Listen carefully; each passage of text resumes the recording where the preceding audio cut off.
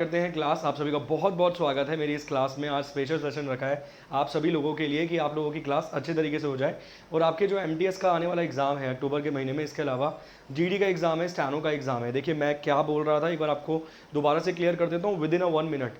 मेरा टारगेट है कि पहले ना जो स्टार्टिंग के मंथ पढ़ रहे हैं, मतलब ये वाले जो मंथ पढ़ रहे हैं ना, सेप्टेम्बर वाला, इसके अलावा अगस्त वाला, उसके अलावा जुलाई वाला, पहले इन 3 महीनों को टारगेट कर लेते हैं करंट अफेयर्स को। उसके बाद हम चलेंगे पुराने महीनों पर। मगर मार्च तक के करंट अफेयर कराने की मेरी आपको कोशिश रहेगी कि लगभग मैं आपको मार्च तक के करंट अफेयर करा दूं ताकि आपको प्रॉब्लम ना हो। ठीक, चलिए क्लास को एक बार जल्दी से शेयर कर दीजिए। बहुत बहुत शुक्रिया आने के लिए, जुड़े रहने के लिए। जल्दी से स्टार्ट करते हैं, फटाफट से स्टार्ट करते हैं। 80 क्वेश्चंस मुझे कराने हैं, 2 घंटे का ऑलमोस्ट मैं टाइम लेकर चलूंगा कि पूरे हो जाएं, और अगस्त के महीने के क्वेश्चंस हैं। चलिए आप सभी लोग जानते हैं आपको मेरी 2 क्लासेस मिल जाएंगी, एक वाईफाई 2.0 पर और एक क्लास आपको मिल जाएगी साइंस हेवन पर। इसके अलावा एक एडिशनल क्लास आपको और देने की कोशिश करूंगा मैं साइंस हेवन पे, जिसमें आपको हिस्ट्री और पॉलिटी के मैं क्वेश्चंस करवाया करूंगा रात 9:15 बजे। तो उस क्लास में भी ज़रूर जुड़िएगा, कल से ज़रूर जुड़िएगा उस क्लास में भी। इसके अलावा ये कुछ कोर्सेज रहेंगे, किसी भी कोर्स में आपको एनरोलमेंट करनी है तो ज़रूर कीजिए। केवल ध्यान रखना आपको यूज़ करना पड़ेगा मेरा कोड CM10। इसके अलावा ये रहेगा रेज योर हैंड। अगर आपका कोई भी डाउट है, जैसे आप क्लास में डाउट पूछते थे हाथ खड़ा करके डिस्टर्ब करते थे, तो यहाँ पर डिस्टर्ब नहीं करना, आपको अपना डाउट पूछना है। अनअकैडमी लर्नर एप्लीकेशन पे साइड में सिंबल बना आता है रेज योर हैंड का, उस पर आप क्लिक करके अपना डाउट पूछ सकते हैं। इसके अलावा ये कुछ अन्य कोर्सेज रहेंगे। किसी भी कोर्स में अगर आपको एनरोलमेंट करनी है तो आपको यूज़ करना पड़ेगा मेरा कोड CM10। इसके अलावा ये मेगा कॉम्बैट था जो कि आज करवा दिया गया है। वैसे हमेशा आपको कॉम्बैट मिल जाएगा अनअकैडमी के द्वारा करवाया जाने वाला, अब करवाया जाएगा अगले संडे को, मगर वो अनअकैडमी का कॉम्बैट होगा। आज था मेगा कॉम्बैट, अब मेगा कॉम्बैट नहीं, नेक्स्ट जो वीक होगा वो कॉम्बैट होगा। इसमें स्कॉलरशिप प्रदान की जाती है 1 करोड़ तक की, याद रखिएगा इस बात को भी। इसके अलावा ये कुछ और कोर्सेज रहेंगे। किसी भी कोर्स में आपको एनरोलमेंट करनी है तो आपको यूज़ करना पड़ेगा मेरा कोड CM10। ठीक, चलिए जी, बहुत बढ़िया। ऑल सेट, सभी तैयार हैं। स्टार्ट करते हैं सवालों को। पहला सवाल आपकी स्क्रीन पर आ रहा है, आराम से जवाब दीजिएगा, रिलैक्स हो जाइए, बिल्कुल रिलैक्स मोड में आ जाइए। मान लीजिए आपका एग्जाम ही हो रहा है। पहला सवाल आपकी स्क्रीन पर है, फर्स्ट क्वेश्चन आपकी स्क्रीन पर आ गया है। शांतिपूर्वक तरीके से पढ़ने की कोशिश कीजिए, हेजिटेट मत होना। सवाल है माई MSME, इसको डालिए अंडरलाइन में, बॉक्स में डाल दीजिए। मान लीजिए आपका MTS का एग्जाम है, वहां पर केवल इतना ही पूछ गया, what is the full form of MSME, तो आप जवाब देंगे medium, micro, small, medium enterprises. ये देखिए ये लिख रखी है यहाँ पे full form, micro, small, medium enterprises रहेगी MSME की फुल फॉर्म।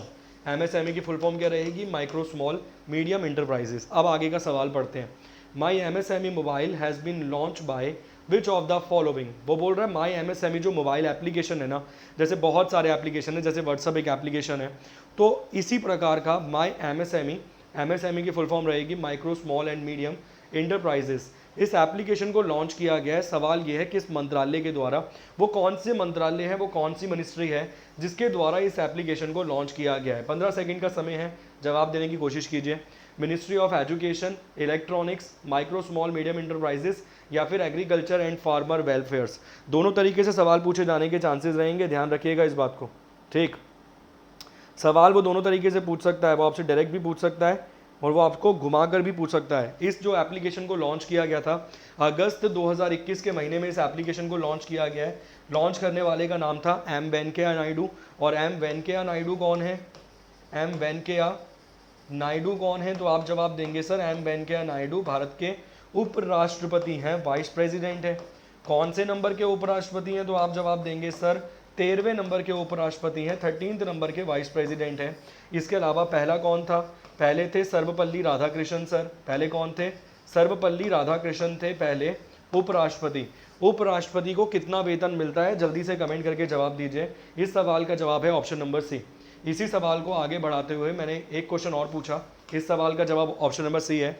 इसी सवाल को मैंने आगे बढ़ाते हुए एक सवाल और पूछा कि उपराष्ट्रपति जो वाइस प्रेसिडेंट रहेगा इस देश का, इस कंट्री का जो उपराष्ट्रपति रहेगा, वाइस प्रेसिडेंट रहेगा, उसका वेतन कितना होगा? उपराष्ट्रपति की सैलरी कितनी है? उपराष्ट्रपति का वेतन कितना है? फटाफट से कमेंट करके जवाब दीजिए। बिल्कुल आपके MTS लेवल का, बिल्कुल आपके GD लेवल का सवाल है, 100% चांसेस है कि पूछ जाए। ठीक, नहीं मिक्स क्वेश्चन करवाने की मैं करवाऊंगा आज, मिक्स क्वेश्चन स्टैटिक जीके के भी और करंट अफेयर के भी। बस बोलने के लिए है कि भाई करंट के क्वेश्चंस रहेंगे, जैसे ये वाला क्वेश्चन हो गया। ठीक, 13वें वाइस प्रेसिडेंट है, बहुत बढ़िया। हाँ बहुत बढ़िया आरती मीना जी, बहुत बहुत शुक्रिया आपका। पॉलिटी की क्लासेस मेरी साइंस 7 चैनल पे चलती है, मैंने 14 क्लासेस कराई हैं। देखिए मैं दिल से चाहता हूँ पॉलिटी, मतलब मुझे बहुत मज़ा आता है पढ़ाने में वो, मगर आप समझ सकते हैं कि मेरे पास बहुत सारे और सब्जेक्ट्स भी रहते हैं कराने के लिए, इसीलिए थ्योरी वाला थोड़ा काम पीछे चल रहा है हमारा। 1.5 लाख, बहुत बढ़िया। चलिए, अगर एग्जाम में सवाल आ गया कि उपराष्ट्रपति की सैलरी कितनी है, ऑप्शन इस प्रकार से दिए गए कि उपराष्ट्रपति की सैलरी है 1.5 लाख, उपराष्ट्रपति की सैलरी है 2 लाख, उपराष्ट्रपति की सैलरी है 4 लाख, और उपराष्ट्रपति की सैलरी है 0, 0। तो इन 4 ऑप्शंस में से आप सवाल का जवाब क्या टिक करेंगे कि उपराष्ट्रपति की सैलरी है 0। उपराष्ट्रपति का वेतन कितना है? उपराष्ट्रपति का वेतन 0 है, 0 है। उपराष्ट्रपति को उपराष्ट्रपति पद का कोई भी वेतन नहीं दिया जाता। उपराष्ट्रपति को वेतन दिया जाता है किस चीज़ का? राज्यसभा का सभापति होने का, राज्यसभा का अध्यक्ष होने का, राज्यसभा का अध्यक्ष होने का वेतन उन्हें दिया जाता है। और वो वेतन कितना है?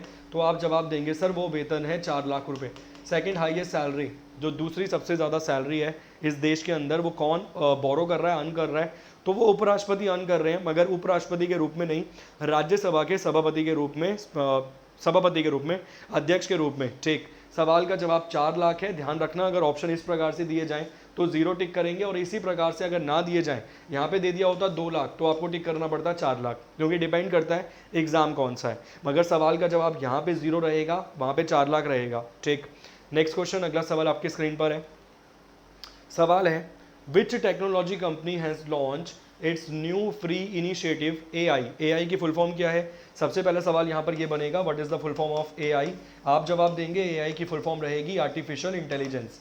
AI की फुल फॉर्म क्या रहेगी? आर्टिफिशियल इंटेलिजेंस रहेगी AI की फुल फॉर्म। ठीक, विच technology company has launch its new free initiative AI for all in collaboration with CBSE? Collaboration की स्पेलिंग को अंडरलाइन कर लेना, MTS के एग्जाम में इतनी इजी स्पेलिंग्स पूछी जाती हैं। ठीक, with CBSE and ministry of education to teach individuals the basic of artificial intelligence in India. Hindi में पढ़िए सवाल को।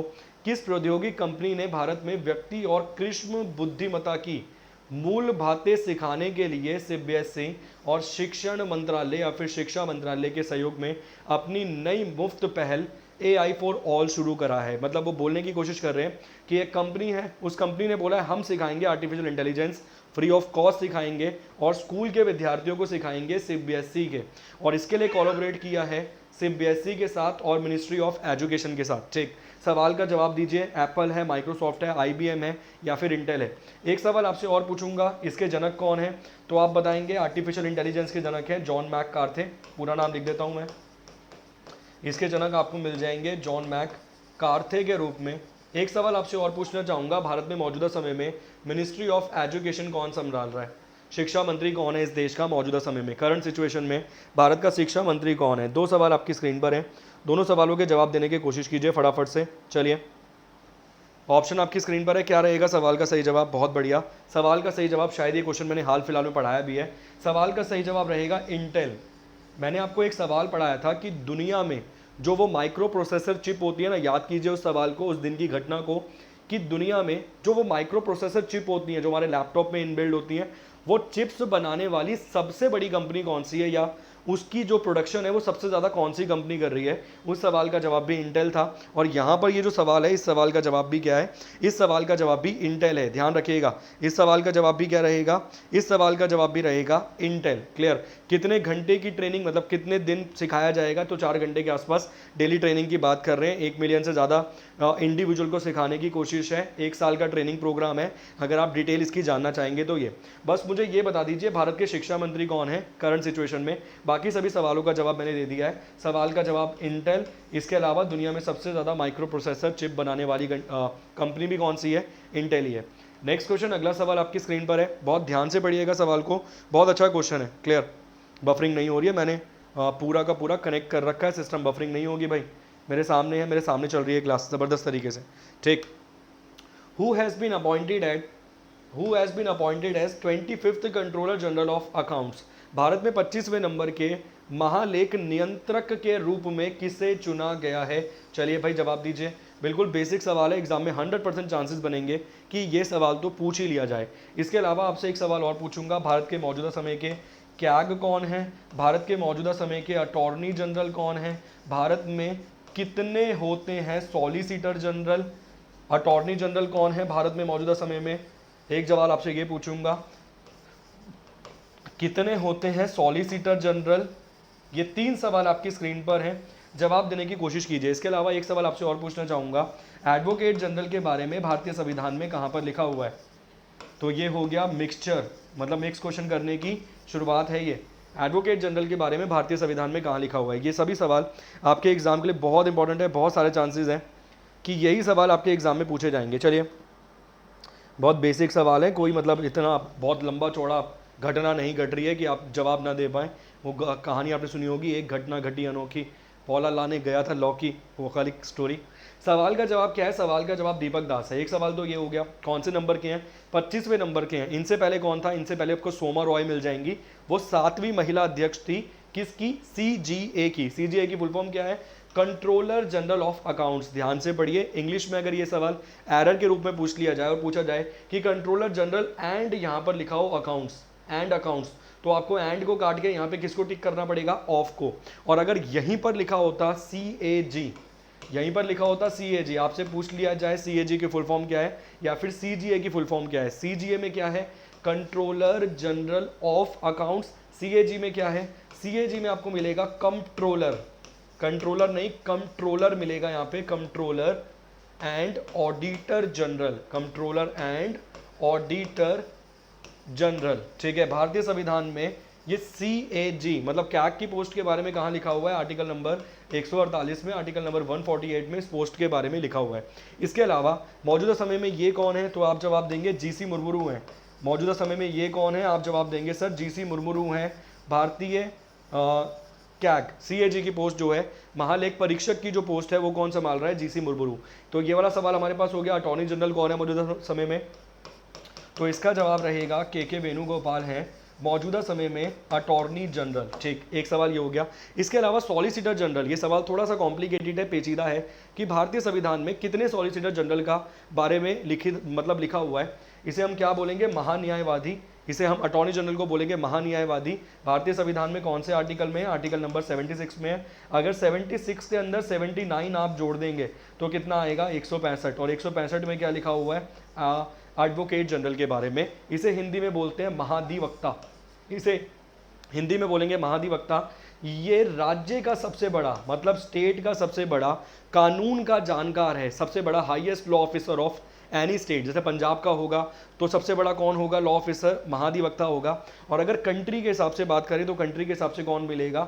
अटॉर्नी जनरल मिलेगा। इसके बारे में कहाँ लिखा हुआ है? आर्टिकल नंबर 76 में लिखा हुआ है और लिखा हुआ है आर्टिकल नंबर 78 में। और भारतीय संविधान में अगर सॉलिसिटर जनरल के बारे में हम बात करें तो कितने सॉलिसिटर जनरल का उल्लेख है? 4। मगर हम एक को जानते हैं जिनका नाम है तुषार मेहता। हम एक को जानते हैं जिनका नाम है तुषार मेहता। ये सभी सवाल एग्जाम में पूछे गए हैं, ध्यान रखना मेरे हिसाब से। ठीक, किसी का कोई डाउट आर्टिकल को लेके? किसी का कोई डाउट, किसी भी चीज़ में कोई डाउट है तो बता दीजिए। चलिए, किसी भी सवाल में किसी भी प्रकार का कोई डाउट है, जितने यहाँ पर लिखे हुए हैं तो आप कमेंट करके पूछ सकते हैं, मैं दोबारा से समझा दूंगा, वरना चलते हैं आगे। ये बात याद रखना, 76 में क्या जोड़ा है? 79 मैंने जोड़ा है। 77 में 79 जोड़ोगे, मतलब 79 जोड़ते चलोगे ना 70 वाली सीरीज में, तो आगे वाले जितने सिमिलर मिलेंगे ना आर्टिकल वो सेम मिल जाएंगे। यहाँ आपको जो आर्टिकल्स मिलेंगे आगे की तरफ सेम मिल जाएंगे वो सभी आर्टिकल्स। ठीक, सवाल का जवाब यहाँ क्या हो जाएगा? एडवोकेट जनरल में 165। चलिए जी, नेक्स्ट क्वेश्चन की तरफ, अगले सवाल की तरफ मूव ऑन करते हैं। नेक्स्ट क्वेश्चन, अगला सवाल आपकी स्क्रीन पर आ रहा है। सवाल है, हु हैज़ बीन नेम्ड या फिर who has been selected for the prestigious Lokmanya Tilak national award. एक पुरस्कार है, एक अवार्ड है, अवार्ड का नाम है लोकमान्य तिलक नेशनल अवार्ड। ये पुरस्कार से किसे सम्मानित किया गया है? सन 2021 में, 2021 में इस पुरस्कार से किसे सम्मानित किया गया है? ऑप्शन है कृष्णा एले को, सोनम वांगचुक को, कैलाश सत्यार्थी को, या फिर साइरस पुनेवाला को। क्या रहेगा सवाल का सही जवाब? जवाब देने की कोशिश कीजिए भाई। चलिए जी, फटाफट से सवाल का जवाब देने की कोशिश कीजिए। क्या रहेगा सवाल का सही जवाब? देखिए, समझ के आपको जाना ही पड़ेगा, बहुत सारे सवाल ऐसे हो जाएंगे वरना जो गलत ही टिक करके आएंगे आप हमेशा। ठीक, चलिए अगला सवाल आपकी स्क्रीन पर है। क्या रहेगा सवाल का सही जवाब? नेक्स्ट क्वेश्चन आपकी स्क्रीन पर है। ऑप्शन है आपकी स्क्रीन पर कृष्णा एले, सोनम वांगचुक, कैलाश सत्यार्थी या फिर साइरस पुनेवाला। अगर कैलाश सत्यार्थी के बारे में आप जानना चाहते हैं तो आप सभी लोग जानते हैं 2014 में 2014 में ये भारत के एकमात्र ऐसे व्यक्ति हैं जिन्हें नोबेल पुरस्कार दिया गया था शांति के लिए? ढंग से सुन लीजिए, नोबेल जो प्राइज था इनको वो मिला था पीस के लिए, शांति के लिए। तो पहले हैं ये जिन्हें नोबेल प्राइज पीस के लिए मिला है 2014 में। इनके साथ और किसको मिला था? इनके साथ मिला था मलाला यूसुफजई को। मलाला यूसुफजई को इनके साथ नोबेल पुरस्कार से सम्मानित किया गया था सन 2014 में। कैलाश सत्यार्थी इसके अलावा बचपन फाउंडेशन के भी मतलब स्टैब्लिशमेंट करने वाले हैं, उनके वही करता धरता है, उनके द्वारा स्टैब्लिशमेंट की गई थी बचपन फाउंडेशन की, इसीलिए भी इनको पुरस्कार दिया गया है।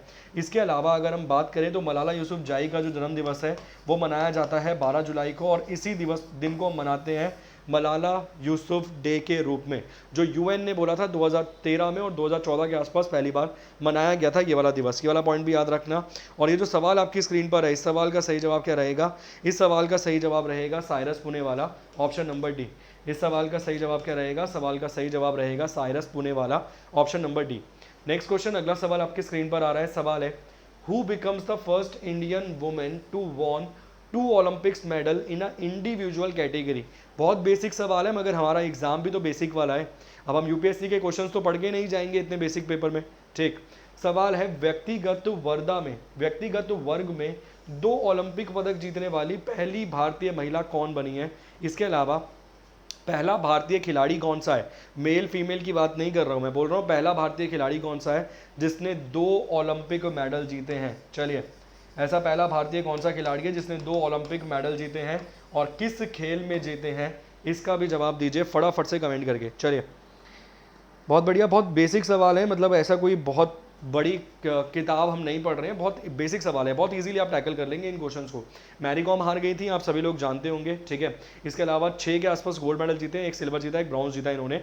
वो गोल्ड मेडल की बात कर रहा हूँ मैं, ओलंपिक मेडल की बात नहीं कर रहा हूँ मैरी कॉम जी के बारे में, ठीक है।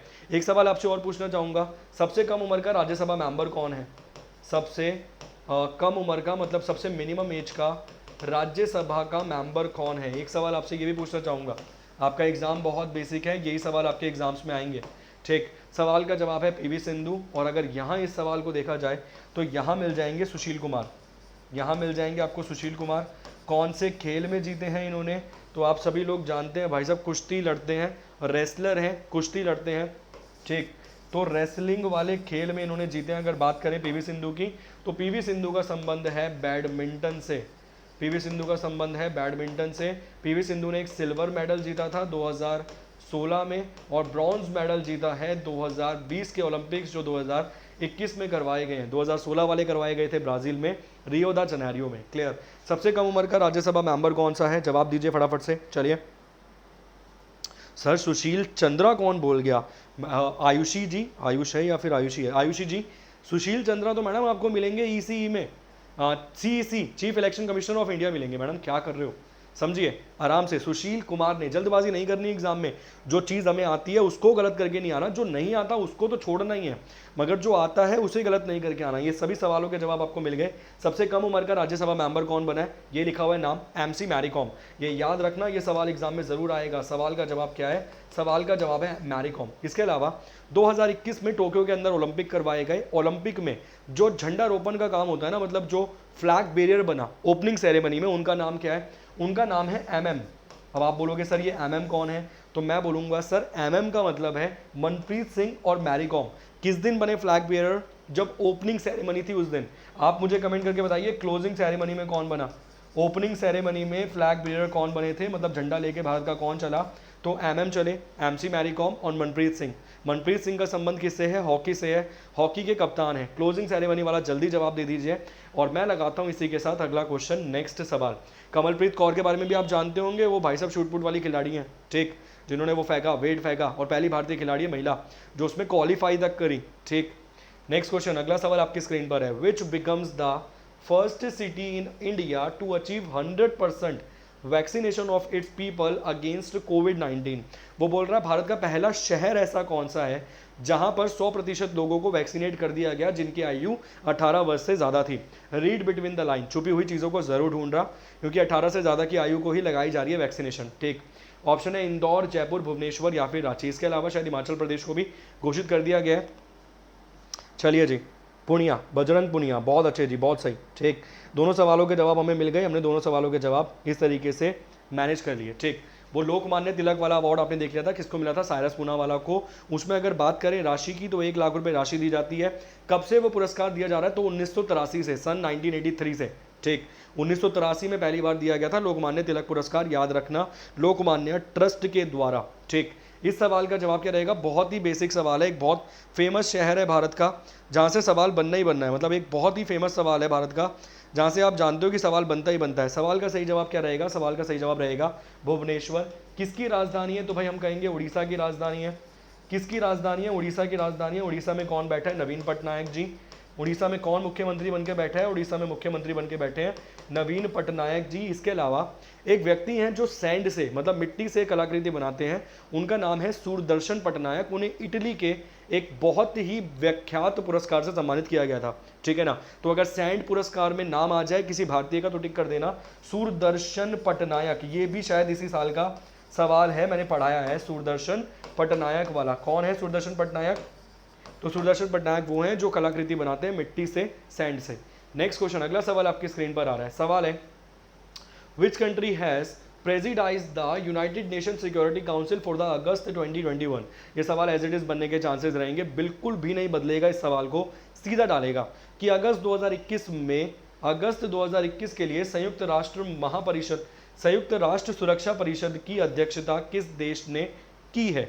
ऑप्शन है पाकिस्तान, इंडिया, अफगानिस्तान या फिर इंडोनेशिया। इसके अलावा आप जानते होंगे कि पाकिस्तान के जो एक दौरा होने वाला था, मतलब न्यूजीलैंड कंट्री का दौरा होने वाला था, पाकिस्तान में खेलने के लिए आने वाली थी, उन्होंने मैच कैंसिल कर दिया ड्यू टू सिक्योरिटी पर्पस। उन्होंने बोला कि भाई सिक्योरिटी से हम कॉम्प्रोमाइज़ नहीं कर पाएंगे, इसलिए हम नहीं जा पाएंगे। इसके अलावा अफगानिस्तान में क्या हालत है आप सभी लोग जानते हैं। इंडोनेशिया के संदर्भ में मैंने आपको एक सवाल पढ़ाया था कि बाली जो आइलैंड है वो कहाँ पर मौजूद है, तो आप सभी लोगों ने उस दिन जवाब दिया था कि बाली आइलैंड मौजूद है इंडोनेशिया में। इसके अलावा इंडोनेशिया की जो राजधानी है वो ब्रूनी आइलैंड नहीं बनाई गई है।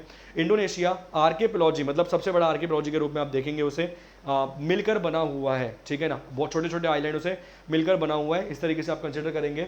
इसके अलावा इंडोनेशिया ने अमेरिका के साथ एक संधि साइन कर रखी है जो कहता है कि अगर इंडोनेशिया पे किसी दिन आक्रमण हुआ तो अमेरिका मानेगा उस पर आक्रमण हुआ है। सवाल का सही जवाब क्या है, सवाल का सही जवाब है Bharat, option number B, India. Next question, अगला सवाल आपकी स्क्रीन पर आ रहा है। Who is the author of the book in an idle world. In an idle world नामक जो किताब है उसके लेखक कौन है। कुणाल बासु, अनुराग बासु, अनुराग कश्यप या फिर करण जौहर।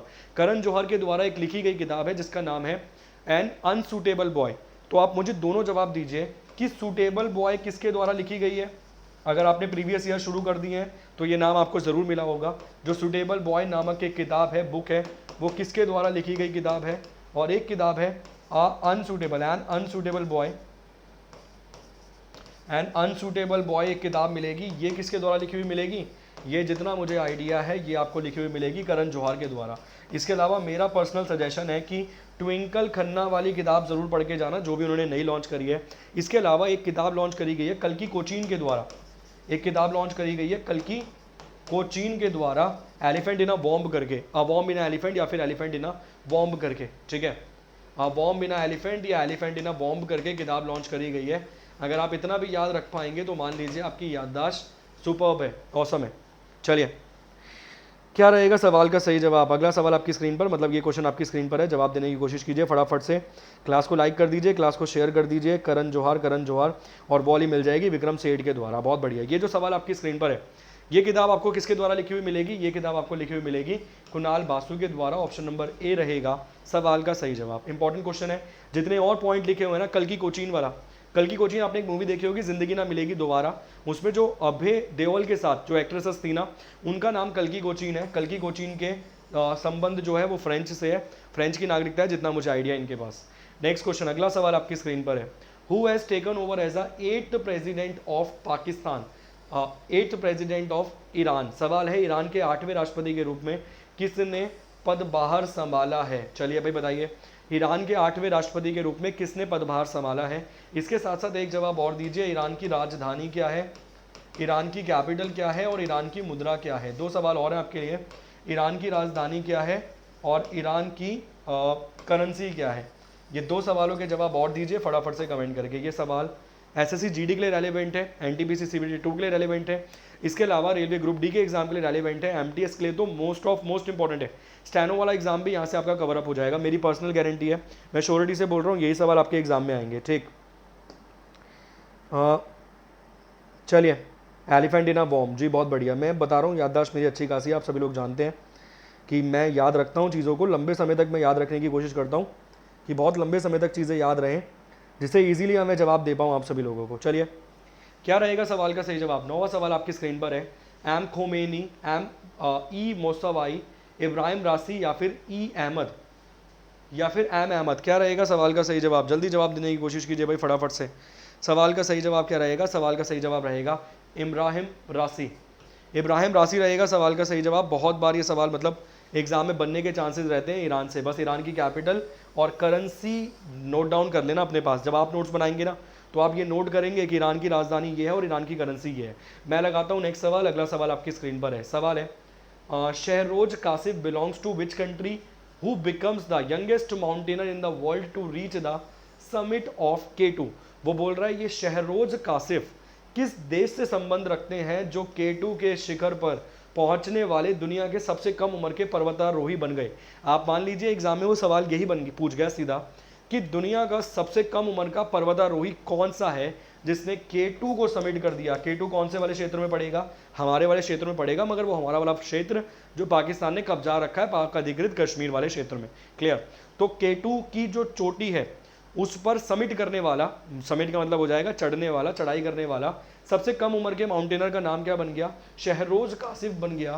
किस देश से ये बिलोंग करता है? सवाल यहां पर ये है, जवाब देने की कीजिए कोशिश। ठीक, चलिए भाई, क्या रहेगा सवाल का सही जवाब? अगला सवाल आपकी स्क्रीन पर है। क्या रहेगा सवाल का सही जवाब? बहुत बेसिक सवाल है। सवाल का सही जवाब रहेगा पाकिस्तान।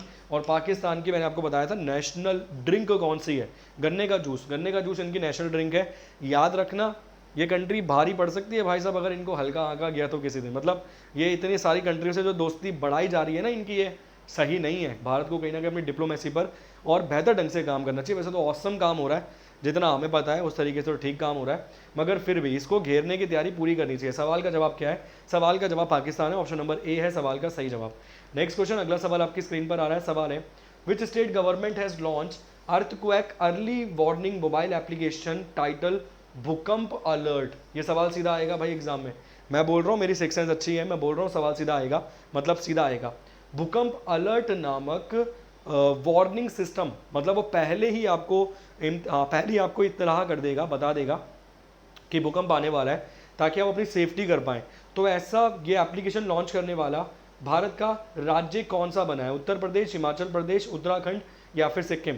क्या रहेगा सवाल का सही जवाब? जवाब देने की कोशिश कीजिए भाई। चलिए, पाकिस्तान, शुगर खैन। चलिए जी, क्या रहेगा सवाल का सही जवाब? फटाफट जवाब देने की कोशिश कीजिए। हाँ, वो जो सरफराज कश्यप, वो जो सवाल पढ़ा है आपने अभी पाकिस्तान वाला, उसको याद रखना, उसके बहुत सारे चांसेस बनेंगे। ठीक, शहरोज कासिफ वाला 19 साल की उसकी उम्र मिल जाएगी, 19 ईयर्स का वो मिलेगा केवल। सेकंड हाईएस्ट पीक है, वो चढ़ गया जिस पे। ठीक है, 86-11 मीटर्स की उसकी ऊंचाई रहेगी K2 की। 86-11 मीटर्स की उसकी ऊंचाई रहेगी। मैं उम्मीद करता हूँ ये वाले पॉइंट आप सभी लोग जानते हैं, इसीलिए मैं नहीं बताता ये वाले पॉइंट। 86-11 मीटर्स की ऊंचाई रहेगी। कितनी उसकी उम्र है? 19 साल का है, वो केवल 19 ईयर्स का है। और सवाल कब का है? 27 जुलाई 2021 को उसने सबमिट किया है। ये 27 जुलाई 2021 को इसने सबमिट किया है। ठीक, इस सवाल का जवाब क्या रहेगा जो सवाल आपकी स्क्रीन पर है? चलिए फटाफट जवाब देने की कोशिश कीजिए। बहुत बेसिक सवाल है, बहुत इजीली आप सवाल को टैकल कर जाएंगे। सवाल का जवाब वो है जहाँ पे 3 मुख्यमंत्री बदले जा चुके हैं। सवाल का जवाब उत्तराखंड है, यूके। उत्तराखंड के अंदर एक एप्लीकेशन लॉन्च किया गया, जिस एप्लीकेशन का नाम क्या है? जिस एप्लीकेशन का नाम रहेगा भूकंप अलर्ट। भूकंप आने से पहले ही आपको जानकारी दे दी जाएगी किसके द्वारा इसे लॉन्च किया गया। तो भाई पुष्कर सिंह धामी के द्वारा इसे लॉन्च किया गया था। इसे किसके द्वारा डेवलप किया गया? IIT रुड़की के द्वारा इसे डेवलप किया गया है। इसे किसके द्वारा डेवलप किया गया है? IIT रुड़की के द्वारा इसे डेवलप किया गया है। लॉन्च किसने किया? तो पुष्कर सिंह धामी के द्वारा इसे लॉन्च किया गया, जो वहाँ के CM है। पुष्कर सिंह धामी के द्वारा इसे लॉन्च किया गया। इसके अलावा उत्तराखंड की 2 राजधानियाँ, एक गैरसन मिल जाएगी आपको राजधानी, और एक राजधानी आपको मिल जाएगी देहरादून। ये दोनों ही सवाल इंपॉर्टेंट है। किसने डेवलप किया है ये भी इंपॉर्टेंट है। मान लीजिए स्टैटिक जीके में बना सवाल, सीधा सवाल पूछ गया भूकंप अलर्ट एप्लीकेशन जो है, जो आपको बताएगी पहले कि भूकंप आने वाला है, वो किस IIT के द्वारा डेवलप किया गया है? IIT Bombay, IIT Madras, IIT Roorkee. ठीक है, इस प्रकार से वो सवाल पूछेगा तो आपको जवाब देना पड़ेगा IIT रुड़की के द्वारा उसे डेवलप किया गया है। ठीक, नेक्स्ट क्वेश्चन, अगला सवाल आपकी स्क्रीन पर आ रहा है, the joint training exercise between India and Russian militaries Indira was held in which place. वो बोल रहा है भारत और रशिया के बीच में जो ज्वाइंट मिलिट्री एक्सरसाइज कराई जाती है ना, उसका नाम क्या है? उसका नाम रहेगा इंदिरा। ये बहुत फेमस एक्सरसाइज है, बहुत बार एग्जाम में पूछा गया है। CHSL का एग्जाम हो, CGL का एग्जाम हो, MTS का एग्जाम हो, चाहे किसी भी प्रकार का वनडे एग्जाम क्यों ना हो, ये सवाल हर बार पूछा गया है बहुत सारे एग्जाम्स में बैक टू बैक ईयर्स। अब सवाल है, ये वाली एक्सरसाइज करवाई गई 2021 में, किस जगह पर करवाई गई? सवाल ये है, वोल्गोराड रशिया में, लैलिनग्राड रशिया में, नोवोसिर्स्क रशिया में, या फिर व्लादिवोस्तोक रशिया में? क्या रहेगा इस सवाल का सही जवाब? जल्दी से जवाब देने की कोशिश कीजिए, क्लास को लाइक कर दीजिए, क्लास को शेयर कर दीजिए फटाफट से। चलिए, क्लास को लाइक कर दीजिए, क्लास को शेयर कर दीजिए फटाफट से। क्या रहेगा सवाल का सही जवाब? इंपॉर्टेंट क्वेश्चन है, अगर एग्जाम के पॉइंट ऑफ व्यू से देखा जाए तो। क्या रहेगा सवाल का सही जवाब? पुडो बॉय रेंज रहेगी वहां पे, मतलब पुडो बॉय करके माउंटेन रेंज रहेगी, पुडो बॉय करके वहां पर माउंटेन रेंज रहेगी रशिया में। वहां पर एक जगह है, वहां पर इस एक्सरसाइज को करवाया गया। अब सवाल यहां पर केवल इतना ही बनता है कि उस जगह का नाम क्या है। बहुत बढ़िया, चलिए दीजिए भाई फटाफट से सवाल का जवाब कि उस जगह का नाम क्या है। क्या रहेगा सवाल का सही जवाब? सवाल का सही जवाब रहेगा वोल्गोग्राड रशिया। वोल्गोग्राड रशिया में ये करवाया गया है। पुडो बॉय करके एक माउंटेन रेंज रहेगी, वहां पे इस एक्सरसाइज को कराया गया। जगह का नाम क्या है? वोल्गोग्राड रशिया जगह का नाम है। मैं गारंटी दे रहा हूं, अगर ये सवाल एग्जाम में पूछ लिया गया और विद्यार्थी नहीं पढ़कर गया तो वो 100% जवाब देगा व्लादिवोस्तोक रशिया, क्योंकि केवल एक ही नाम है जो उसे आता होगा रशिया में, उसका जगह का नाम होगा व्लादिवोस्तोक रशिया। वो ऑटोमेटिकली या फिर लेनिनग्राड दे देगा, मगर कभी भी ऑप्शन नंबर ए नहीं देगा वो इस सवाल का सही जवाब। ठीक, सवाल का सही जवाब है ऑप्शन नंबर ए। चलिए नेक्स्ट क्वेश्चन, अगला सवाल आपकी स्क्रीन पर आ रहा है। इसके अलावा रशिया के बारे में बहुत सारी चीज़ें आप जानते हैं। भारत ने मांग करी है S-500 की। भारत ने बोला है कि भाई S-500 हमें दीजिए सबसे पहले, और रशिया ने इस बात को ऑफिशियली रूप से बता दिया है कि भारत वो दुनिया का पहला देश बना है जिसने मांग करी है S-500 खरीदने की। S-500 क्या है? एंटी डिफेंस सिस्टम है। ठीक है, आपने देखा इसराइल ने एक एंटी डोम जो डोम सिस्टम था उसका इस्तेमाल किया। किसके खिलाफ इस्तेमाल किया? पैलेस्टीन के खिलाफ इस्तेमाल किया, जो कि गाजा रेंज, गाजा पट्टी से उनके ऊपर हमला हुआ था। तो एंटी डोम मतलब डोम सिस्टम को उसने एक्टिवेट कर दिया। एंटी मिसाइल सिस्टम है वो, कि अगर कोई भी मिसाइल आप पे आ रही होगी तो आप उससे नेस्तनाबूद कर दोगे हवा में। ठीक, तो उसी प्रकार से भारत ने S-400 तो खरीद लिया है, और S-400 हमारे पास आ जाएगा 2022-23 तक, पूरी उम्मीद है। ठीक, अब भारत ने मांग करी है कि S-500 दे दो।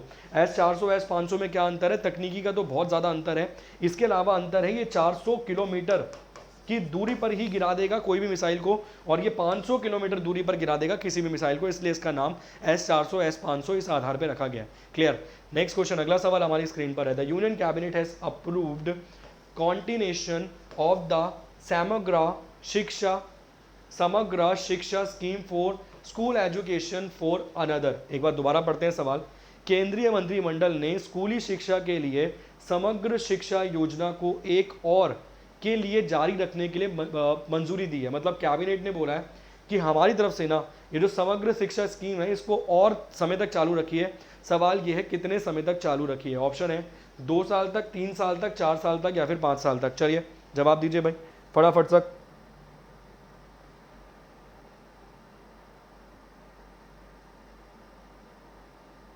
चलिए जी, क्या रहेगा सवाल का सही जवाब? जल्दी जवाब देने की कोशिश कीजिए फटाफट से। अच्छा सवाल है, एग्जाम के पॉइंट ऑफ व्यू से अगर देखा जाए तो जबरदस्त सवाल है। Union cabinet has approved continuation of the समग्र शिक्षा scheme for the school education for another. कितने सालों के लिए कंटिन्यू करने की मांग करी है यूनियन कैबिनेट ने? एक सवाल आपसे और पूछना चाहूंगा, बेसिक सा, ऐसा बच्चा सवाल है, चलते फिरते जवाब दे दोगे। सवाल यह है, भारतीय संविधान में कैबिनेट की परिभाषा कहाँ लिखी हुई है? सवाल यह है, भारतीय संविधान में कैबिनेट शब्द की जो परिभाषा है ना, वो कहाँ लिखी हुई है, और नहीं लिखी भी हुई है या नहीं? चलिए, ये जो कैबिनेट शब्द की परिभाषा है भारतीय संविधान में कहाँ लिखी हुई है, और लिखी भी हुई है या नहीं लिखी हुई है, ये भी सवाल है। जरूरी नहीं है लिखी ही हो भाई, ऐसा थोड़ी 100% कंपल्शन की लिखी हुई है।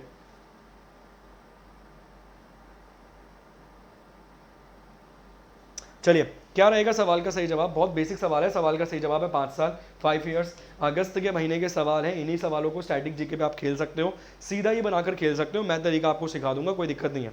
चलिए, सवाल आपकी स्क्रीन पर आ गया। स्टैटिक जीके का सवाल है, भारतीय संविधान में कहीं भी लिखी हुई है परिभाषा कैबिनेट शब्द की या नहीं? क्या रहेगा सवाल का सही जवाब? जल्दी जवाब देने की कोशिश कीजिए, क्लास को शेयर कीजिए और क्लास को फटाफट से लाइक भी कर दीजिए भाई, जितने भी विद्यार्थी मौजूद हैं। क्या कैबिनेट शब्द की परिभाषा भारतीय संविधान में कहीं भी लिखी हुई है, और अगर लिखी हुई है तो क्या हमेशा से लिखी हुई थी या बाद में लिखी गई, ऐसा कुछ है क्या? बता पाओगे या नहीं बता पाओगे? नहीं लिखी, ठीक है, एक विद्यार्थी ने जवाब दिया नहीं लिखी। कैबिनेट शब्द की परिभाषा भारतीय संविधान में लिखी हुई है आर्टिकल नंबर 352 में। बस प्लीज ऑफलाइन में कमेंट करके ये मत बोलना कि 352 में तो लिखा हुआ है नेशनल इमरजेंसी के बारे में। सर जहाँ पे नेशनल इमरजेंसी के बारे में लिखा हुआ है, राष्ट्रीय आपातकाल के बारे में लिखा हुआ है, वही लिखी हुई है। कैबिनेट शब्द की परिभाषा कब जोड़ी गई थी? 44वें संविधान संशोधन के माध्यम से जोड़ी गई थी, 44th अमेंडमेंट के माध्यम से जब जोड़ी गई थी। किसके समय पर जोड़ी गई थी? समय था मोरारजी देसाई का, प्रधानमंत्री थे मोरारजी देसाई, ईयर था 1978, सन था 1978। अब रीजन है जोड़ने का क्या, वो आपको मिलेगा साइंस 7 चैनल पे, आप आइएगा वहाँ पे पॉलिटी की क्लास लेने के लिए। क्लियर? कल से पॉलिटी की सीरीज शुरू कर रहा हूँ क्वेश्चंस वाली यार, ठीक, मगर क्वेश्चन भी इतने जबरदस्त तरीके से समझाऊंगा, एक सिंगल क्वेश्चन तुम्हारा गलत नहीं होगा एग्जाम में, मेरी पूरी गारंटी है। नेक्स्ट क्वेश्चन, अगला सवाल आपकी स्क्रीन पर है।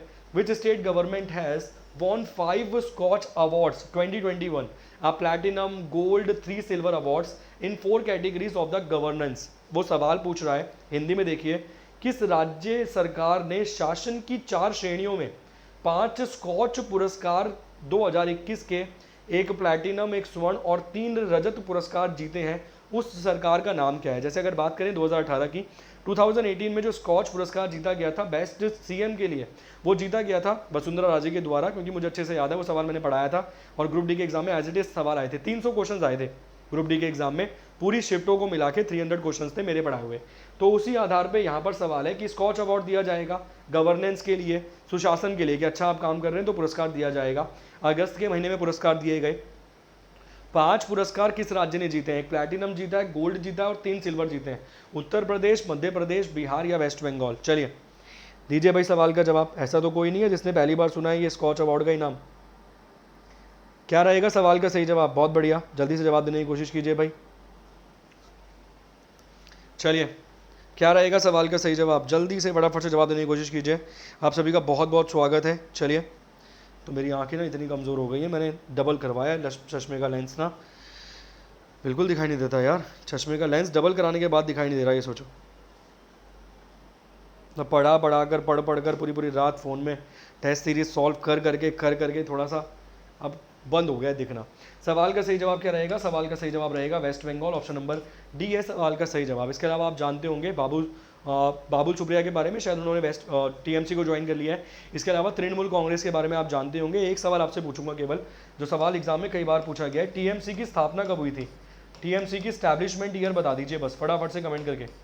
ऐसे सवाल आते हैं एग्जाम्स में, ठीक है, जीडी के एग्जाम में आप बैठेंगे, एमटीएस के एग्जाम में बैठेंगे, स्टैनो में इवन, टीएमसी की स्थापना कब हुई थी, स्टैब्लिशमेंट ईयर क्या है ये बता दीजिए। इसका फाउंडर कौन था? तो फाउंडर का नाम है ममता बनर्जी, जो मौजूदा समय में मुख्यमंत्री हैं वेस्ट बंगाल की, ममता बनर्जी। ममता बनर्जी का नाम वो टाइम्स मैगजीन में, मतलब टॉप 100% में भी आया है, जहाँ पे मोदी जी का आया है, पुणे वाले का भी आया है, साइरस पुणे वाला का भी नाम आया है, ठीक नहीं, वो पुणे वाले का नाम, पुणे वाला का नाम भी आया है, वो भी ध्यान रखना, वो भी इंपॉर्टेंट है। ममता बनर्जी, मोदी, साइरस पुणे वाला, इन सभी का नाम आया है। टीएमसी की स्थापना कब हुई, कौन से ईयर में, ठीक। इसके अलावा एक सवाल और पूछ सकता है एग्जाम में कि भारत का एकमात्र महिला रेल मंत्री कौन रही है? भारत की only and one and only railway minister कौन रही है फीमेल? 2 सवाल का जवाब भी रहेगा ममता बनर्जी।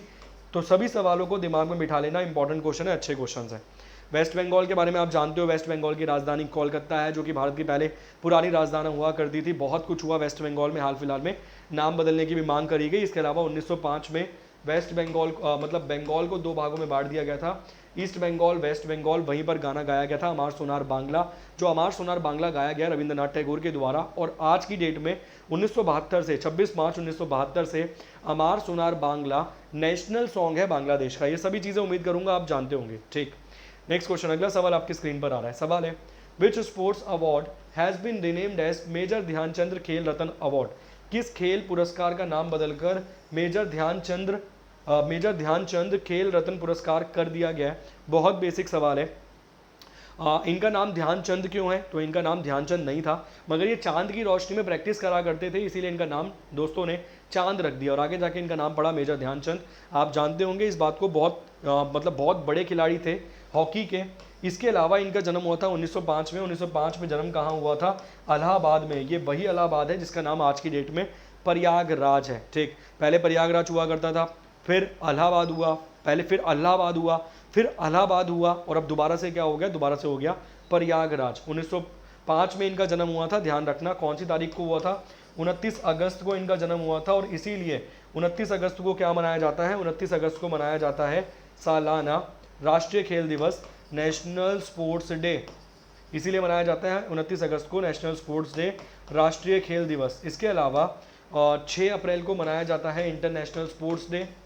6 अप्रैल को मनाया जाता है इंटरनेशनल स्पोर्ट्स डे, जिसे हम अंतर्राष्ट्रीय स्पोर्ट्स डे के रूप में भी जानते हैं। और ये वाला स्पोर्ट्स डे जिस दिन मनाया जाता है उसी दिन 1980 को, मतलब 6 अप्रैल 1980 को स्थापना की गई थी। किसकी?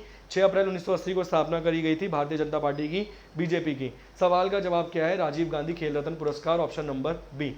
इसके अलावा राजीव गांधी पुरस्कार आईटी सेक्टर में शुरू किया गया है मुंबई के द्वारा। राजीव गांधी पुरस्कार अवार्ड आईटी सेक्टर में शुरू किया गया है मुंबई के द्वारा, मतलब बॉम्बे महाराष्ट्र के द्वारा, ठीक है। इसके अलावा इंदिरा गांधी पुरस्कार शुरू करा गया राजस्थान के द्वारा। ये दोनों याद रखना, ये दोनों ही सवाल एग्जाम में बन सकते हैं इंपॉर्टेंट के रूप में, ठीक। चलिए, बहुत बढ़िया, बहुत उम्दा। नेक्स्ट क्वेश्चन, अगला सवाल आपकी स्क्रीन पर है, 25 लाख दिए जाएंगे, बहुत बढ़िया। Who has been appointed as a director of the 105 year old geological survey of India, ZSI। वो बोल रहा है geological survey of India ZSI के निर्देशक के रूप में किसे नियुक्त किया गया है। एक सवाल और पूछूंगा, इसका हेडक्वार्टर कहाँ पर मौजूद है, इसका हेडक्वार्टर कहाँ पर मौजूद है। Who has been appointed as a director of 105 year old geological survey of India, इसका हेडक्वार्टर कहाँ पर मौजूद है। 105 साल पुराना संस्थान है, मतलब अंग्रेजों के द्वारा इसकी स्थापना करवाई गई थी। और ऑप्शन आपकी स्क्रीन पर है, माइन IP, नुपुर चतुर्वेदी, नेहा पारिक या फिर धृति बैनर्जी। चलिए जवाब दीजिए भाई फटाफट से। चलिए, क्या रहेगा सवाल का सही जवाब, जल्दी जवाब देने की कोशिश कीजिए, फटाफट से जवाब देने की कोशिश कीजिए। क्या रहेगा सवाल का सही जवाब, और क्लास को जल्दी से शेयर कर दीजिए और क्लास को जल्दी से लाइक भी कर दीजिए फटाफट से। राजीव गांधी खेल रत्न वाला पुरस्कार आपके सामने हो गया, ठीक है। पहली बार कब दिया गया था राजीव गांधी खेल रत्न पुरस्कार? 1991 1992 में दिया गया था। किसे दिया गया था? विश्वनाथन आनंद को दिया गया था। कैश प्राइस कितना दिया जाएगा? तो आप सभी लोग जानते हैं 25 लाख दिया जाएगा कैश प्राइस, ठीक है। अगर बात करें हॉकी के जादूगर मेजर ध्यानचंद जी के बारे में, तो उनके जन्मदिन पर मनाया जाता है क्या? आप सभी लोग जानते हैं स्पोर्ट्स डे मनाया जाता है। उन्होंने 3 गोल्ड मेडल जीते थे कंट्री के लिए हॉकी में, ध्यान रखना भाई ये बात, ठीक। मतलब हॉकी में 3 गोल्ड मेडल उनकी वजह से हमें मिले हैं। इस सवाल का जवाब क्या रहेगा? इस सवाल का जवाब रहेगा धृति बैनर्जी। बस आप मुझे बता दीजिए ZSI की जो हेडक्वार्टर है ना, जो इसका मुख्यालय है, वो कहाँ पर मौजूद है। एक सवाल आपके लिए छोड़ दिया है, बाकी सवाल के जवाब मैंने आपको दे दिए हैं। नेक्स्ट क्वेश्चन, अगला सवाल, who has been reappointed as, दोबारा से, रीअपॉइंट मतलब दोबारा से, as the chairperson of the national commission for women, राष्ट्रीय महिला आयोग NCW के अध्यक्ष के रूप में किसे फिर से नियुक्त किया गया है। मेनका गांधी, रेखा शर्मा, रेखा श्रीवास्तव या फिर राखी बिदलान।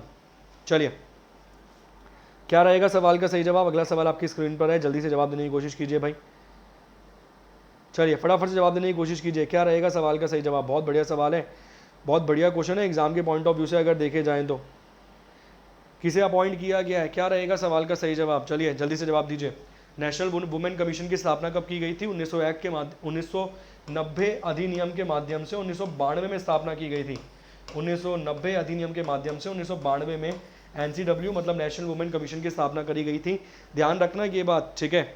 स्टैट्यूटरी बॉडी है, मतलब कानूनी आयोग है। जनवरी 1992 में इसकी स्थापना करी गई थी। अगर महीना पूछ जाए तो भाई साहब जनवरी 1915 का महीना टिक कर देना, जहां इसकी स्थापना करी गई थी। अगर बात करें अभी जिन्हें रीअपॉइंट किया गया, उन्हें रीअपॉइंट किया गया 7 अगस्त 2021 को, 7 अगस्त 2021 को इन्हें रीअपॉइंट किया गया। इससे पहले इन्हें बनाया गया था 2018 में, 2018 के आसपास। चलिए, क्या रहेगा सवाल का सही जवाब? जल्दी जवाब देने की कोशिश कीजिए फटाफट से। बहुत बढ़िया, सवाल का सही जवाब है Rekha Sharma, option number B. सवाल का सही जवाब है Rekha Sharma, option number B रहेगा इस सवाल का सही जवाब। नेक्स्ट क्वेश्चन, अगला सवाल, who becomes the first Indian to win a gold medal in a track a field Olympic event. Track और फील्ड ओलंपिक स्पर्धा में स्वर्ण पदक जीतने वाले पहले भारतीय कौन बने? द्युति चंद, आरोग्य राजीव, संदीप कुमार या फिर नीरज चोपड़ा। बताइए भाई, who becomes the first Indian to win a gold medal in a track and field Olympic event. इस प्रकार से आएगा सवाल। 18वां सवाल आपकी स्क्रीन पर है, चलिए दीजिए भाई जवाब। 18वां सवाल आपकी स्क्रीन पर है, क्या रहेगा सवाल का सही जवाब? ये खिलाड़ी मात्र 23 साल के हैं, 23 ईयर्स इनकी एज है, 23 साल के खिलाड़ी हैं। अगर सवाल समझ ना आए तब भी दिमाग लगा के अगर जवाब देना चाहोगे तो भी सवाल का जवाब नीरज चोपड़ा ही मिलेगा। ठीक, इसके अलावा अगर बात करें तो किस में जीता, जैवलिन थ्रो में जीता इन्होंने मेडल, जैवलिन थ्रो में इन्होंने मेडल जीता। जल्दी से कमेंट करके बताइए कितनी दूर तक फेंका इन्होंने भाला, कितने मीटर्स तक इन्होंने भागा फेंका, इसका जवाब फटाफट से दीजिए। इसके अलावा 7 अगस्त को अब सालाना मनाया जाएगा जैवलिन थ्रो डे, 7 अगस्त को सालाना मनाया जाएगा जैवलिन थ्रो डे, ये बात बोल दी गई है स्पोर्ट्स मिनिस्ट्री के द्वारा।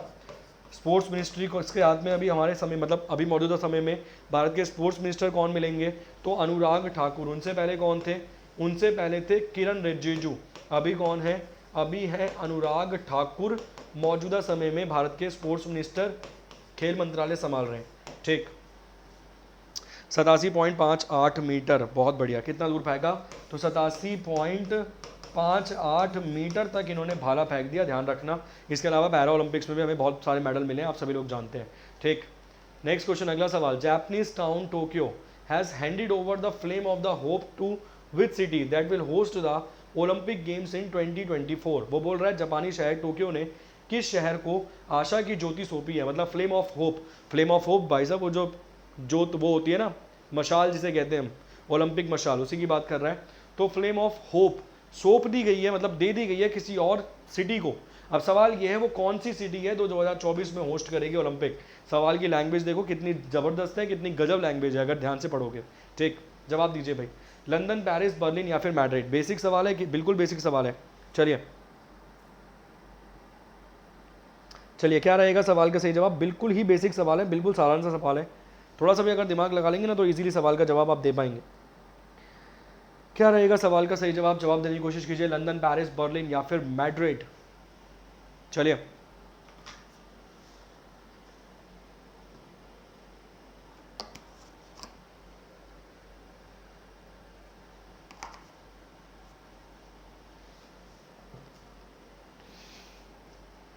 क्या रहेगा सवाल का सही जवाब, बहुत बेसिक सवाल है, मतलब बहुत ही सिंपल साधारण सा सवाल है।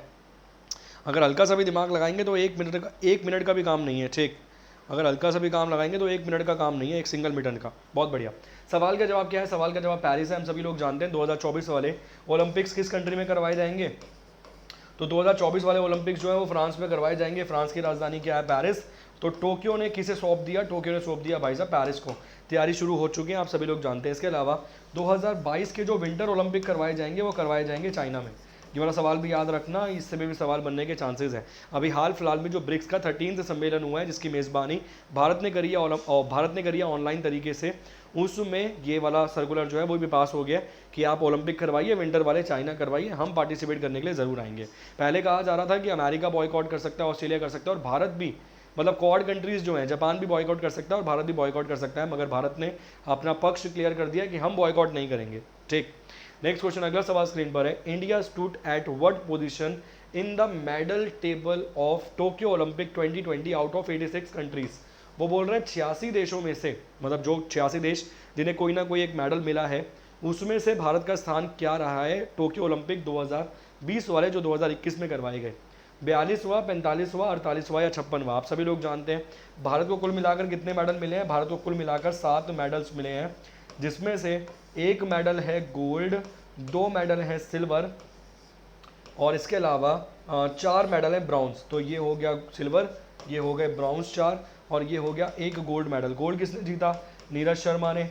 सिल्वर किसने जीता, मीराबाई चानू ने जीता, मीराबाई चानू ने जीता। किस में जीता, भारोत्तोलन में जीता, वेट लिफ्टिंग में जीता। इसके अलावा 1 मेडल जीत के लाए रवि ढैया। किस में जीता, तो भाई साहब जीता कुश्ती में, कितनी कैटेगरी में, 57 kg कैटेगरी में। 4 मेडल यहाँ मिले, 1 जीता पीवी सिंधु जी ने, 1 मेडल जीता हॉकी में, 1 मेडल जीत के लाए बजरंग पुनिया और 1 मेडल मिला लवलीना जी को। 1 मेडल मिला लवलीना जी को, ये नाम ज़्यादा इंपॉर्टेंट है, ये आप भूल सकते हैं इसीलिए।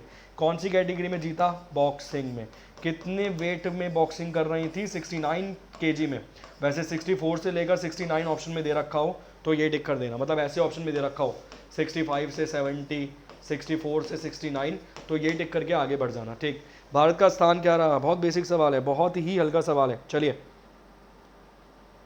बहुत ही बेसिक सवाल है, बहुत ही हल्का सवाल है, आप इजीली मतलब आंख बंद करके भी अगर जवाब देंगे ना तो भी टैकल हो जाएगा। सवाल का सही जवाब क्या रहेगा? सवाल का सही जवाब रहेगा 48वां नंबर। 48 नंबर पे रहा भारत, 48वें नंबर पे रहा Bharat.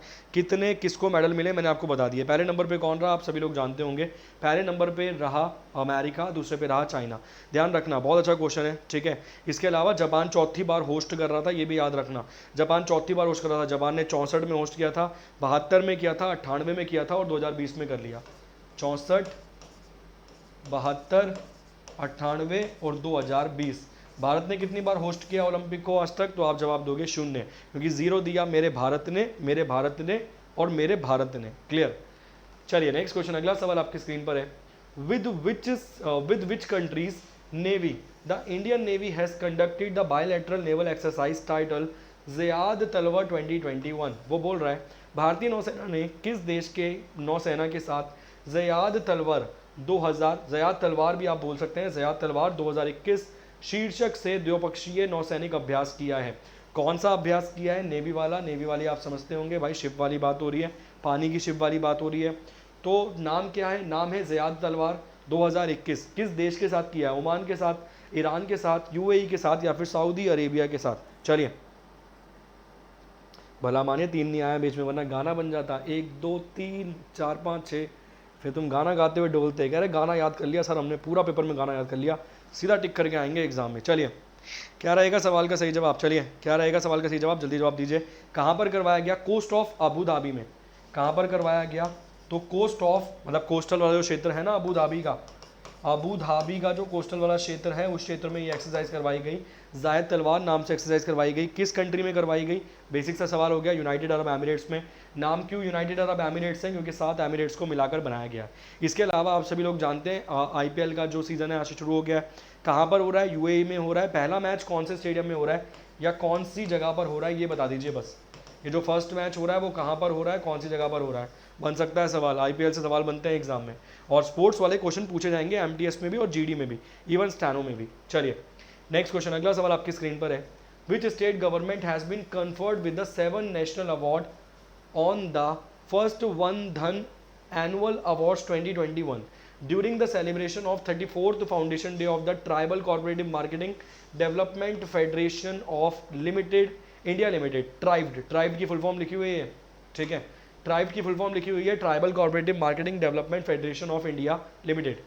Tribal corporative marketing development foundation of India limited के 34वें स्थापना दिवस के उपलक्ष्य में पहले वन धन वार्षिक पुरस्कार 2020-21 पर किस राज्य सरकार को 7 राष्ट्रीय पुरस्कारों से सम्मानित किया गया है? अच्छा क्वेश्चन है, बड़े तरीके से लिख रखा है, लैंग्वेज पूरी लिख दी उसने क्वेश्चन की, मगर क्वेश्चन बहुत अल्टीमेट है। चलिए क्या रहेगा सवाल का सही जवाब? चलिए जी मैं स्टैटिक जीके वाला मेरे पास रहता है टॉपिक, ठीक है। इसके अलावा इंडियन पॉलिटी वाला टॉपिक मेरे पास रहता है, करंट वाला सेक्शन मैं संभाल लेता हूँ, हिस्ट्री वाला सेक्शन भी मैं संभाल लेता हूँ। ऑलमोस्ट 4 से 5 सब्जेक्ट मैं पढ़ाने में कैपेबल हूँ, जिसमें से आपको 100% मैं गारंटी दूंगा कोरे कागज पर साइन करके कि कुछ मिले ना मिले मेरे पढ़ाए हुए क्वेश्चन जरूर मिलेंगे एग्जाम में। चलिए क्या रहेगा सवाल का सही जवाब? सवाल का सही जवाब वो है जिसे हम बोलते हैं त्योहारों की भूमि, festival land, land of festival के रूप में जिसे जाना जाएगा ना, जिसे जाना जाएगा लैंड ऑफ फेस्टिवल के रूप में, जिसे जाना जाएगा लैंड ऑफ फेस्टिवल के रूप में जिस राज्य को, वही है इस सवाल का सही जवाब। इस सवाल का सही जवाब है नागालैंड। ऑप्शन बहुत इंपॉर्टेंट है, ज़बरदस्त सवाल है। सारे के सारे जो राज्य आप देख रहे हैं नॉर्थ ईस्ट वाले राज्य हैं। सवाल का जवाब क्या है? सवाल का जवाब है नागालैंड। नागालैंड को ही बोला जाता है लैंड ऑफ फेस्टिवल्स के नाम से। बहुत सारे फेस्टिवल्स यहाँ पर सेलिब्रेट किए जाते हैं, ठीक। अच्छा सवाल है, इंपॉर्टेंट क्वेश्चन है, सीधे बनने के चांसेस रहेंगे पूर्णतः प्रॉपर। चलिए नेक्स्ट क्वेश्चन, अगला सवाल आपकी स्क्रीन पर है। 7th edition of the international army games 2021 will be held in which country? वो बोल रहा है अंतर्राष्ट्रीय सेना का जो खेल है ना, अंतर्राष्ट्रीय सेना खेल 2021 का 7वां संस्करण किस देश में आयोजित किया जाएगा?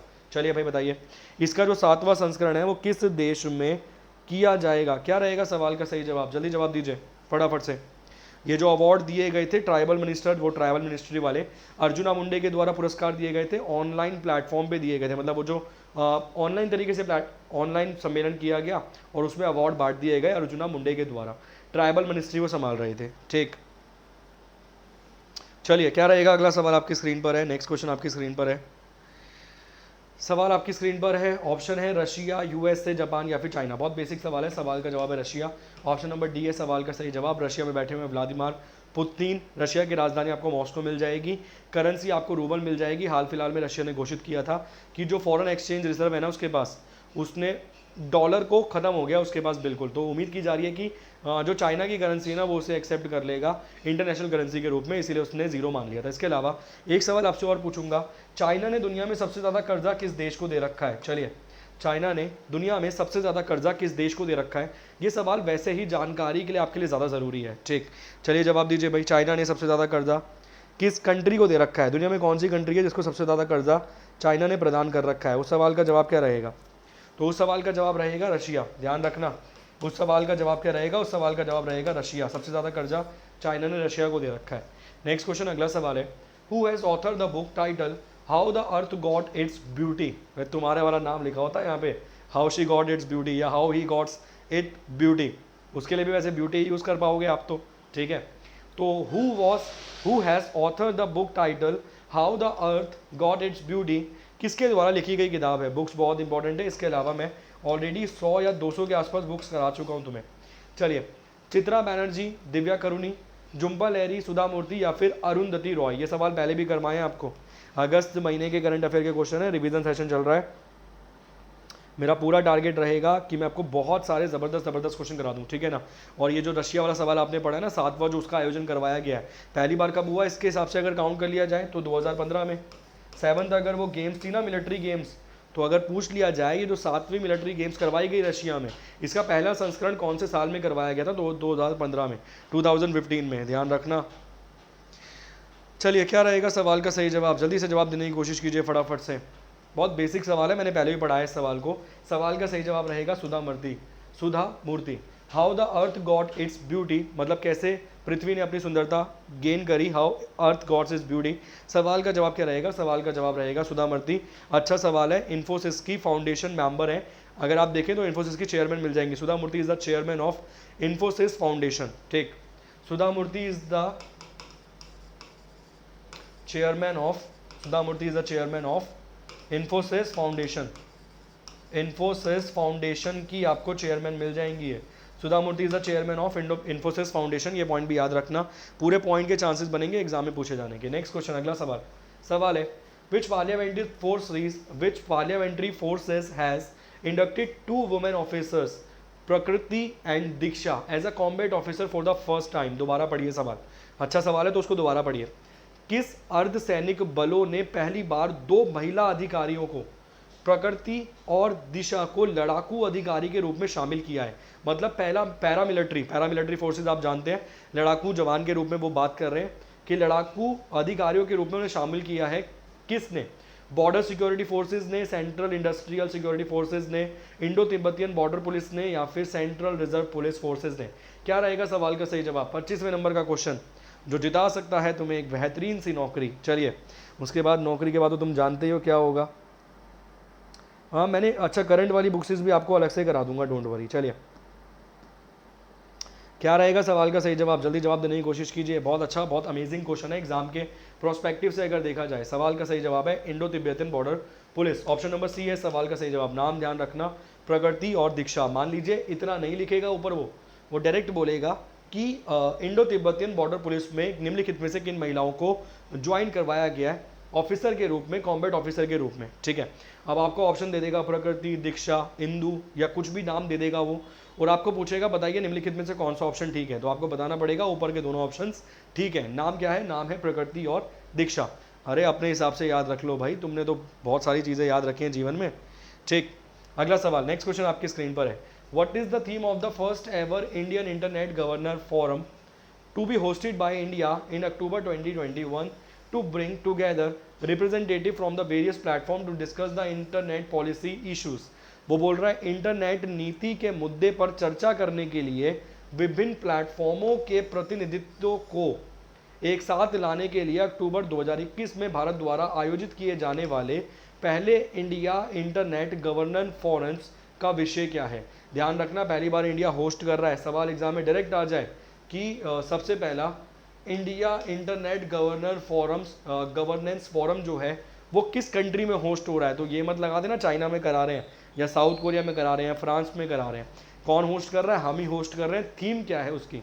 Inclusive internet for digital India, inclusive internet for rural India, inclusive internet for modern India, या फिर inclusive internet for growing India. Digital Bharat के लिए समावेशी इंटरनेट, ग्रामीण भारत के लिए समावेशी इंटरनेट, आधुनिक भारत के लिए समावेशी इंटरनेट, या फिर बढ़ते हुए भारत के लिए समावेशी इंटरनेट। चलिए, वहाँ पे फोर्स का नाम लिखा हुआ तो हुआ था पूरा का पूरा, Indo Tibetan border police force लिखा तो हुआ था। भाई साहब CABF वो एग्ज़ाम दोगे ना GD वाला, तो उसमें आपको सारी पोस्ट समझ आ जाएंगी कौन सी पोस्ट क्या है। ठीक, पूरी फुल फॉर्म लिखी हुई थी, इंडो तिब्बतियन बॉर्डर पुलिस। अब आपको ये भी बताना पड़ेगा कि पुलिस क्या है। चलिए, इसलिए तो फुल फॉर्म सारी की सारी वहीं पढ़ दी। अगर मान लीजिए वहाँ पे केवल ITBP लिखा होता तो मैं मानता कि आपका डाउट रहेगा, मगर जब वहाँ पे पुलिस, एक पुलिस बल आ गया वहाँ पे, तो फिर तो दिक्कत होनी नहीं चाहिए। अगर आप मुझसे पूछेंगे कि सर कौन सी सीमा की रक्षा करते हैं, तो मैं जवाब दूंगा LAC की, लाइन ऑफ एक्चुअल कंट्रोल की वो बात कर रहा है, इंडिया और चाइना के बीच जो मिलेगी। ठीक, अब ये सवाल आप मेरे से पूछेंगे तो मैं बता दूंगा आपको। चलिए, क्या रहेगा सवाल का सही जवाब? सवाल का सही जवाब रहेगा inclusive internet for digital India. Option number ए रहेगा इस सवाल का सही जवाब। नेक्स्ट क्वेश्चन, अगला सवाल है, India conducted first ever naval exercise Al Mohid Al Hindu 2021 with which country. भारत ने किस देश के साथ अपनी पहली बार नौसैनिक अभ्यास, ये नौसैनिक का मतलब आप समझ रहे हो, नेवी की बात कर रहा है, नेवल की बात कर रहा है, अभ्यास अल मोहद अल हिंद 2021 आयोजित किया है, पहली बार आयोजित किया है। तो इंपॉर्टेंट क्वेश्चन है, मैं 100% नहीं 1000% कह रहा हूँ, मेरा नाम लिख के रख लो, ये सवाल MTS के एग्जाम में जरूर आएगा, 100% आएगा, कि भारत किस देश के साथ ये वाले एक्सरसाइज करता है, अल मोहद और अल हिंदू, UAE के साथ, ईरान के साथ, ओमान के साथ, या सऊदी अरेबिया के साथ। चलिए, क्या होगा सवाल का सही जवाब? अगला सवाल आपकी स्क्रीन पर है, जल्दी से जवाब देने की कोशिश कीजिए फटाफट से। नेक्स्ट क्वेश्चन आपकी स्क्रीन पर है। चलिए, ये वो कंट्री है जहां पर 2020 में 20वां G20 समिट करवाया गया था। ये वो कंट्री है जहां पर 2020 में 20वां G20 समिट करवाया गया था। ठीक, चलिए, 2020 में G20 समिट करवाया गया था, ये वो वाली कंट्री है। आप तो दे दीजिए सवाल का जवाब। सवाल का जवाब क्या रहेगा? सवाल का जवाब रहेगा Saudi Arabia. Option number D रहेगा सवाल का सही जवाब। सऊदी अरेबिया ने जब G20 समिट करवाया था तो एक 20 रुपये का नोट जारी करा था। उस 20 रुपये के नोट पे भारत का नक्शा गलत छपा था। उस नक्शे को लेकर भारत ने बहुत ही ज़्यादा विवाद उठाया था और बोला था कि आप कैसे छाप सकते हैं हमारा गलत नक्शा, हमारा गलत मैप छाप दिया था। ठीक, 2021 वाला G20 समिट कहाँ पर करवाया जाएगा? कई बार पढ़ा है, इटली में।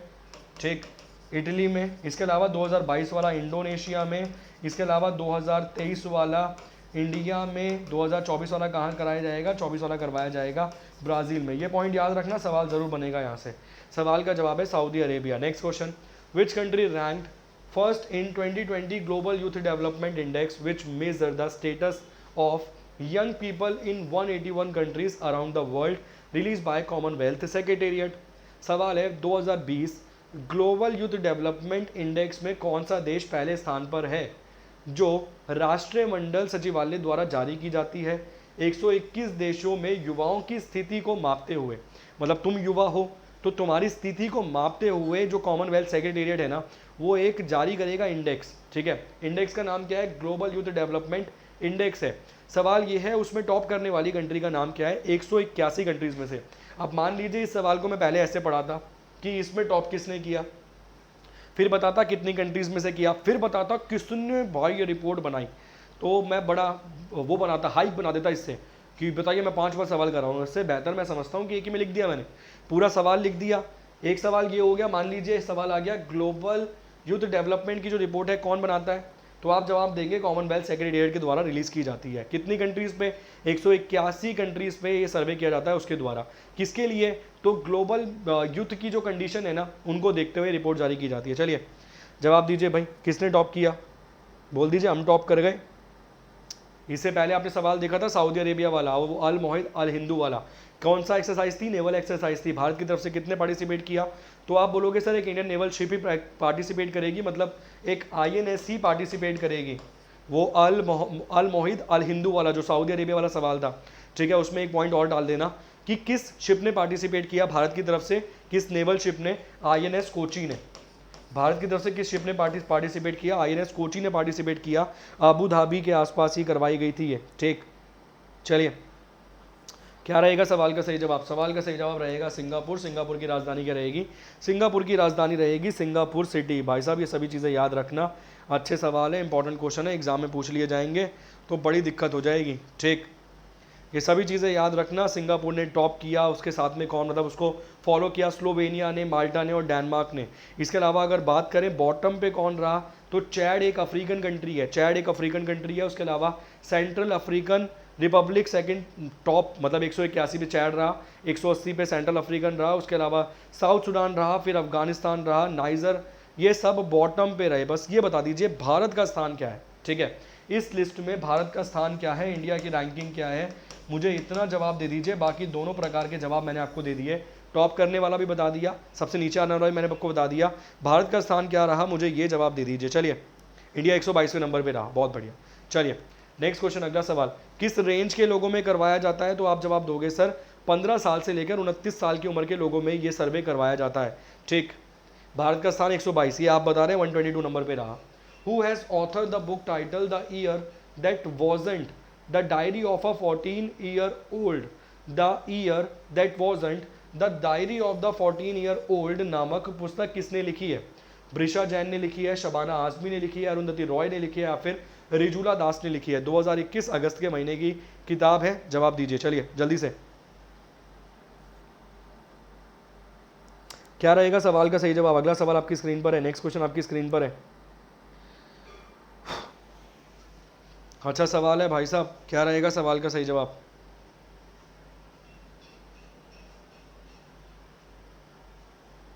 ये जो किताब लिखी गई है 14 साल की लड़की के द्वारा लिखी गई है, ये जो किताब लिखी गई है 14 ईयर्स की गर्ल के द्वारा लिखी गई है, 14 साल की लड़की के द्वारा लिखी गई है। जब उसने पैंडेमिक देखा, उस पैंडेमिक को देखकर उसने एक किताब लिखी, किताब का नाम आपके सामने है, the year that wasn't the diary of a 14-year-old। एक 14 साल की लड़की के द्वारा किताब लिखी गई है, ठीक है।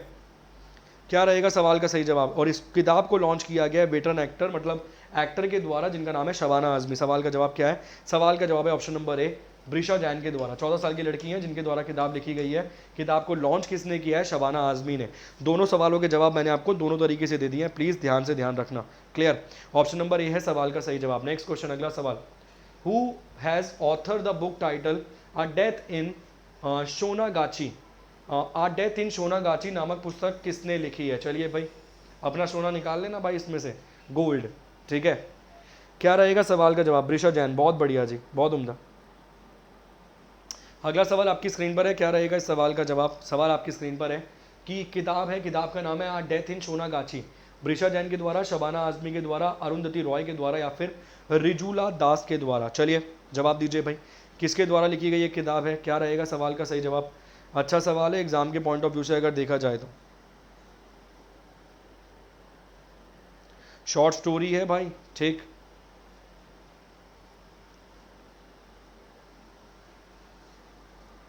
ये तो सभी, ये मत कर देना इसका जवाब, ये तो करना मत। ब्रिशा जैन, वो तो आप दे चुके हो सवाल का जवाब। इस सवाल का जवाब क्या है? इस सवाल का जवाब है रिजुला दास, ऑप्शन नंबर डी, ठीक है। मेरे ख्याल से जितना मुझे याद है सिंगापुर में इन्होंने पढ़ाई करी है इस चीज़ की। इसके अलावा इतना ही काफ़ी है, सफिशिएंट है आपके लिए, ठीक है। सवाल का जवाब रिजुला दास है, ऑप्शन नंबर डी है सवाल का सही जवाब। चलिए नेक्स्ट क्वेश्चन, अगला सवाल आपकी स्क्रीन पर है। सवाल है, name the present union minister of social justice and empowerment who has launch PM Daksh portal, PM Daksh mobile app under the scheme PM Daksh, प्रधानमंत्री दक्षता और कुशलता संपन्न हितग्री योजना, to ease the assess of skill development skills by the target of groups. वो बोल रहा है वर्तमान केंद्रीय सामाजिक न्याय और अधिकृति मंत्री का नाम बताइए जिन्होंने कौशल विकास योजना की पहुंच को आसान बनाने के लिए PM दक्ष, प्रधानमंत्री दक्ष और कुशलता संपूर्ण हितग्री योजना के तहत PM दक्ष पोर्टल और PM Daksh mobile app launch किया। इसकी फुल फॉर्म याद रखना PM दक्ष की, यहाँ से PM दक्ष की फुल फॉर्म ये आपके सामने दे रखी है, प्रधानमंत्री दक्षता और कुशलता संपन्न हितग्री। फुल फॉर्म आएगी एग्जाम में, हाईलाइट कर लीजिए इसे, जितना मैं बोल रहा हूँ हाईलाइट कर लीजिए भाई। मैंने काफ़ी सारे एग्जाम्स खुद क्वालिफाई किए इसलिए बोल रहा हूँ, जितना बोल रहा हूँ उतना हाईलाइट कर लीजिए। यामिनी जी यहीं खड़ा हूँ मैं, अगर मैं यहाँ खड़ा हूँ तो आपकी कमेंट कैसे देख पाऊँगा, ठीक। बस मैम मैं आपकी कमेंट अगर देखूंगा तो पढ़ाएगा कौन, समझ रहे हो? चलिए फुल फॉर्म याद रख लेना, अब जवाब दीजिए कौन है मंत्री, ठीक है, मिनिस्टर बता दीजिए, union minister of social justice and empowerment. पूरा का पूरा क्वेश्चन में ही आंसर दे दिया है, बस केवल आपके सामने मंत्री का नाम रखा है स्टैटिक जीके पे, केवल और केवल आपके सामने मंत्री का नाम रखा है स्टैटिक जीके पे, ताकि सवाल बन जाए स्टैटिक जीके पे। सवाल का जवाब है Virendra Kumar, option number A. सवाल का जवाब वीरेंद्र कुमार है, ऑप्शन नंबर ए है सवाल का सही जवाब। पीएम दक्ष पोर्टल और पीएम दक्ष मोबाइल एप्लीकेशन लॉन्च किया है। पीएम दक्ष की फुल फॉर्म याद रहेगी, प्रधानमंत्री दक्षता और कुशलता संपन्न हितग्राही। नेक्स्ट क्वेश्चन, अगला सवाल आपकी स्क्रीन पर है, which Indian city will host the Durand cup, Asia's oldest and world third oldest football tournament. अब भाई साहब एग्जाम में सवाल पता है क्या आएगा, एग्जाम में सवाल आएगा डुरंड कप का संबंध किससे है। एग्जाम में सारे स्पोर्ट्स के क्वेश्चन पढ़ा चुका हूँ 9 सितंबर 2021 को, उससे पहले भी एक आधी क्लास में 150 क्वेश्चन पढ़ाए हैं मैंने, सारे के सारे स्पोर्ट्स के क्वेश्चन पढ़ा चुका हूँ मैं ऑलरेडी, ठीक, एकदम क्लासिकल क्वेश्चन, ठीक। तो डुरंड कप का संबंध किससे, आप जवाब दोगे सर फुटबॉल से, आपने इसी में लिख दिया। संतोष ट्रॉफी कप का संबंध किससे, आप जवाब दोगे सर फुटबॉल से ही है। अब वो बोल रहा है कौन सा भारतीय शहर सितंबर 2021 में होने वाले एशिया के सबसे पुराने और दुनिया के तीसरे सबसे पुराने फुटबॉल टूर्नामेंट डुरंड कप की मेजबानी करेगा, शिमला, कोलकाता, भुवनेश्वर या फिर जयपुर। चलिए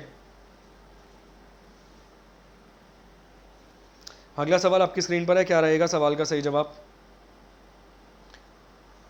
मेरा पूरा फोकस है कि भाई स्टैटिक जी के आधारित भी सवाल बन जाए और करंट अफेयर्स आधारित भी सवाल बन जाए।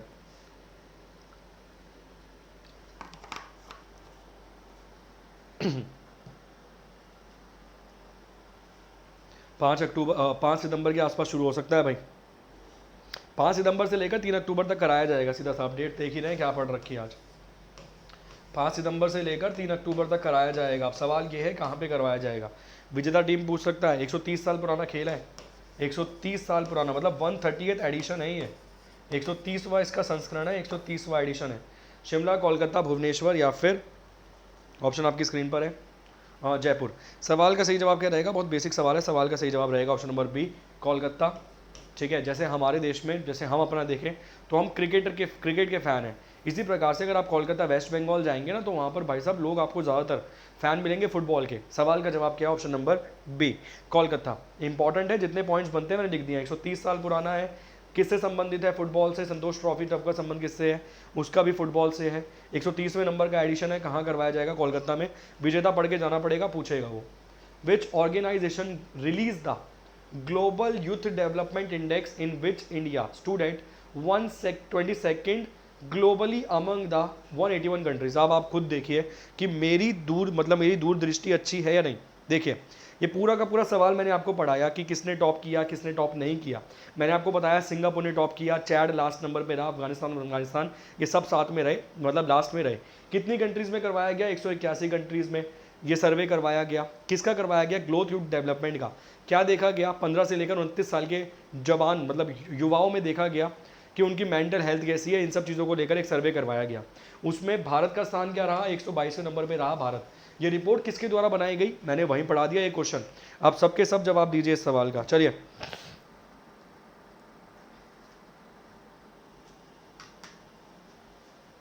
चलिए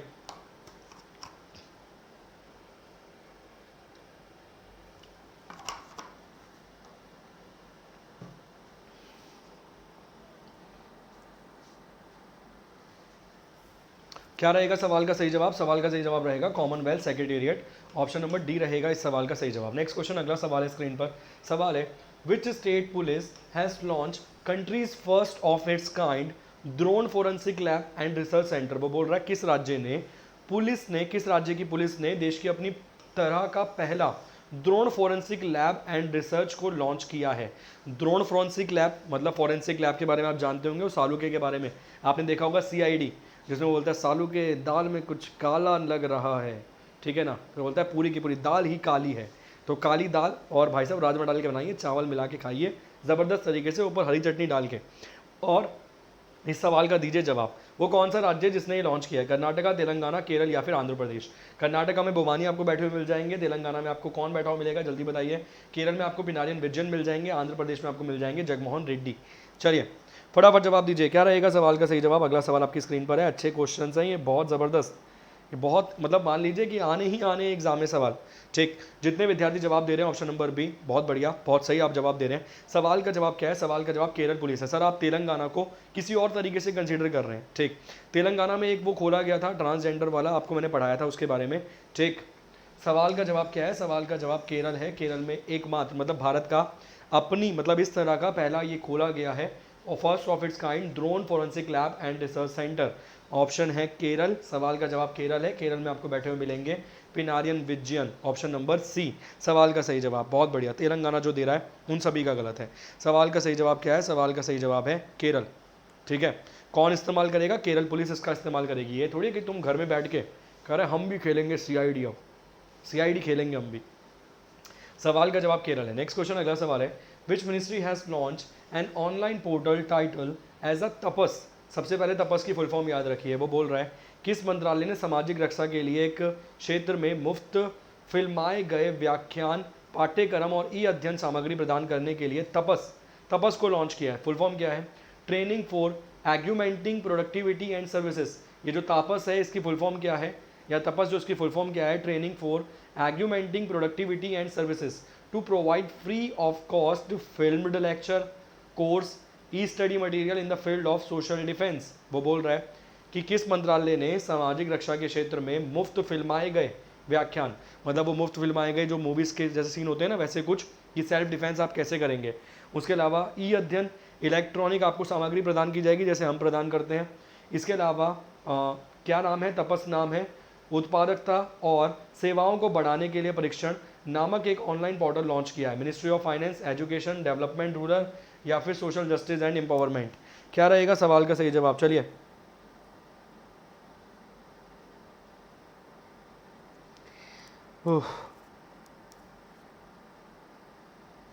फॉरेंसिक लैब वाला आप समझते होंगे, उम्मीद करता हूँ मैं।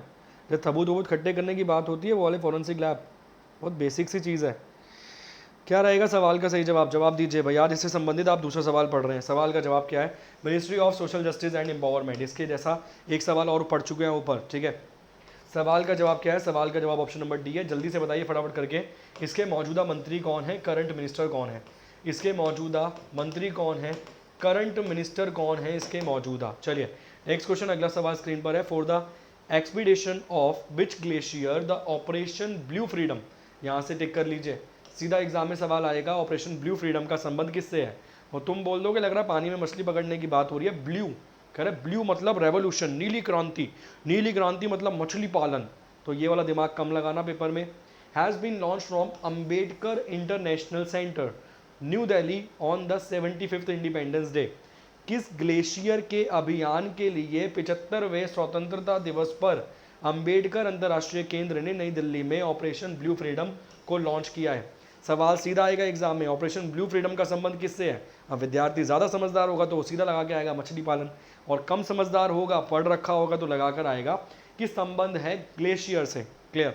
अब कौन से ग्लेशियर से ये बता दो, सियाचिन, बल्टारो, जेमू या फिर पिंडारी। चलिए अगला सवाल आपकी स्क्रीन पर है। क्या रहेगा सवाल का सही जवाब? जल्दी से जवाब देने की कोशिश कीजिए भाई फटाफट से। ब्लू फ्रीडम, अच्छा सवाल है, बहुत ज़बरदस्त सवाल है। दुनिया का सबसे बड़ा दूसरा ग्लेशियर आपको ये मिलेगा जो इस सवाल का जवाब है। ठीक है, ये जो सियाचिन वाला बॉर्डर है वो भारत का किसके देश के साथ लगता है? चलिए, ये जो सियाचिन वाला बॉर्डर है वो भारत का किस देश के साथ लगता है? आप इतना ही बता दीजिए। सवाल का जवाब है सियाचिन, दुनिया का सेकंड सबसे बड़ा आपको मिल जाएगा ये ग्लेशियर सियाचिन। ऑप्शन नंबर ए है। पिंडारी मत लगा देना, मतलब ऐसे गिनो कहीं कर अच्छा पिंडारी खरा वो मूवी थी वीर, खरा पिंडारी लग रहा है वहाँ से लाया, कुछ अलग नाम होगा इसका। ठीक, और भीमराव रामजी अम्बेडकर के बारे में आप जानते होंगे। भीमराव रामजी अम्बेडकर जिनका जन्म हुआ था 1881 में, जिनका जन्म हुआ था 14 अप्रैल। ठीक है जी, 14 अप्रैल को इनका जन्म हुआ था और 14 अप्रैल 2015 से घोषित किया गया नेशनल हॉलीडे। ये वाला बात याद रखना, ये पॉइंट इंपॉर्टेंट है। इसके अलावा अम्बेडकर जी के बारे में आप जानते होंगे 29 अगस्त 1947 को इन्हें चुना गया था किसका अध्यक्ष? ड्राफ्टिंग कमेटी का अध्यक्ष इन्हें चुना गया था। और 14 अप्रैल 1889 को इनका जन्म हुआ था। याद रखना ये पॉइंट सभी इंपॉर्टेंट है। ठीक, ये सारे सवाल एग्जाम में पूछे गए हैं, पूरे चांसेस रहे हैं पूछे जाने के। पाकिस्तान के साथ नहीं, चाइना के साथ सीमा लगेगी ये वाली। ठीक, ऐसा आप कह रहे हैं, ऐसा मैं नहीं कह रहा हूँ। ठीक है, ऐसा आप कह रहे हैं। मेरे हिसाब से किसके साथ सीमा लगेगी? चाइना के साथ नहीं लगेगी, पाकिस्तान के साथ लगेगी। ठीक है, भारत की सीमा जो सियाचिन वाली है वो किस देश के साथ लगेगी? तो आप जवाब देंगे सर ये सीमा लगेगी पाकिस्तान के साथ। ये क्वेश्चन इंपॉर्टेंट है, मैंने पढ़ाया है हाल फिलहाल में ये वाला सवाल।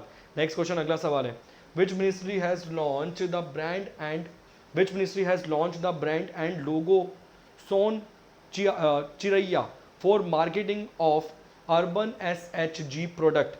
शहरी SHG उत्पादों के लिए विपणन के लिए किस मंत्रालय ने ब्रांड और लोगो सोन चिड़िया लॉन्च किया है? बताइए भाई, ये सोन चिड़िया किसके लिए लॉन्च किया गया? SHG प्रोडक्ट के लिए, अर्बन SHG प्रोडक्ट के लिए। क्या रहेगा?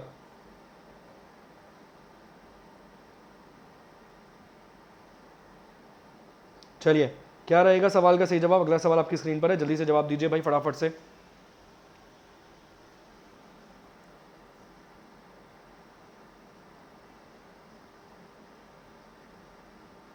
भाई सब सही चल रहा है ना? चलिए, which ministry has launch the brand and logo Son Chiraiya for marketing the urban SHG project? जो मार्केटिंग अर्बन SHG प्रोजेक्ट है उसके लिए जो लॉन्च किया गया, किस मंत्रालय के द्वारा लॉन्च किया गया? बस इतना ही पूछ रहा है वो। सवाल का जवाब क्या होगा? Ministry of finance, ministry of housing and urban affairs, rural development या फिर कॉमर्स एंड इंडस्ट्रीज। ये पीयूष गोयल के पास हुआ करती थी। ठीक है, मेरे को नए वाले मंत्रालय भी तुम्हें पढ़ाने हैं, पीयूष गोयल के पास हुआ करती थी ये वाला मंत्रालय, कॉमर्स एंड इंडस्ट्रीज। इसी में से दो मंत्रालय डिवाइड हो जाते हैं। इसके अलावा रूरल डेवलपमेंट वाला हो गया, हाउसिंग एंड अर्बन अफेयर। सवाल का सही जवाब क्या है? ऑप्शन नंबर बी है सवाल का सही जवाब। ध्यान रखना, इंपॉर्टेंट क्वेश्चन है ये भी एग्जाम के पॉइंट ऑफ व्यू से। नेक्स्ट क्वेश्चन, अगला सवाल आपकी स्क्रीन पर है, हु हैज रिलीज्ड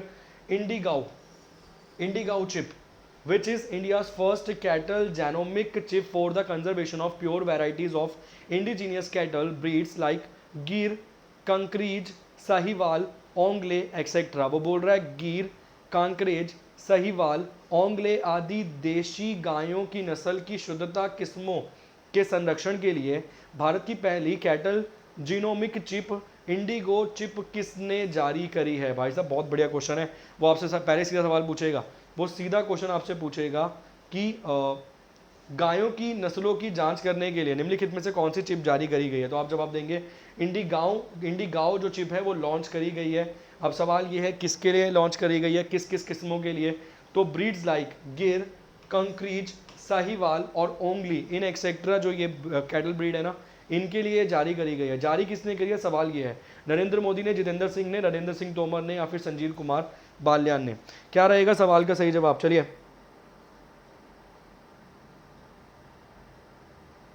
क्या रहेगा सवाल का सही जवाब? अगला सवाल आपकी स्क्रीन पर है, जल्दी से जवाब देने की कोशिश कीजिए फटाफट से। चलिए, फटाफट से जवाब देने की कोशिश कीजिए, क्या रहेगा सवाल का सही जवाब? नरेंद्र मोदी। एक चीज़ याद रखना, क्वेश्चन पूरा पूरा आपकी स्क्रीन पर लिखा हुआ है और इसी में बहुत सारी चीज़ें छुपी हुई हैं अगर आप ध्यान से ढूंढेंगे तो। यहाँ पर ये उसने ब्रीड लिख दी, ठीक है, कैटल्स की ब्रीड लिख दी, इंडिगाउ चिप का नाम लिख दिया उसने, किसके लिए यूज़ करेंगे? तो गाय की जो वैरायटी है ना, कैटल्स की जो अच्छी वैरायटी है उनके लिए यूज़ करेंगे, उनको अलग करने के लिए। किसने लॉन्च किया है? तो जितेंद्र सिंह ने इसे लॉन्च किया है। ऑप्शन नंबर बी है सवाल का सही जवाब। अगस्त महीने का करंट अफेयर का क्वेश्चन है, स्टैटिक जीके पे क्वेश्चन ऑटोमेटिकली बन रहा है यहाँ पर। ठीक, सवाल का सही जवाब क्या है? सवाल का सही जवाब है option number D. Clear. Next question, अगला सवाल आपकी स्क्रीन पर है। नेक्स्ट क्वेश्चन है, Harshit Raja belongs to which state who become the 69th chess grand master of India? Harshit Raja किस राज्य से संबंध रखते हैं जो कि भारत के 69वें ग्रैंड मास्टर बने? अब मान लीजिए एग्जाम में सीधा सवाल आया कि भारत के 69th नंबर के चेस ग्रैंड मास्टर कौन बने हैं? 69th नंबर के चेस के ग्रैंड मास्टर कौन बने हैं? तो आपको जवाब देना पड़ेगा 69th नंबर के चेस ग्रैंड मास्टर का नाम क्या है? हर्षित राजा। तो ऐसे क्वेश्चन के अंदर भी आंसर सर्च करना होता है, ये तरीका है सही पढ़ने का। किस राज्य से आते हैं? महाराष्ट्र, गुजरात, हरियाणा या राजस्थान? चलिए, किस राज्य से आते हैं? अगला सवाल आपकी स्क्रीन पर है, क्या रहेगा सवाल का सही जवाब? चलिए जल्दी से जवाब दीजिए भाई।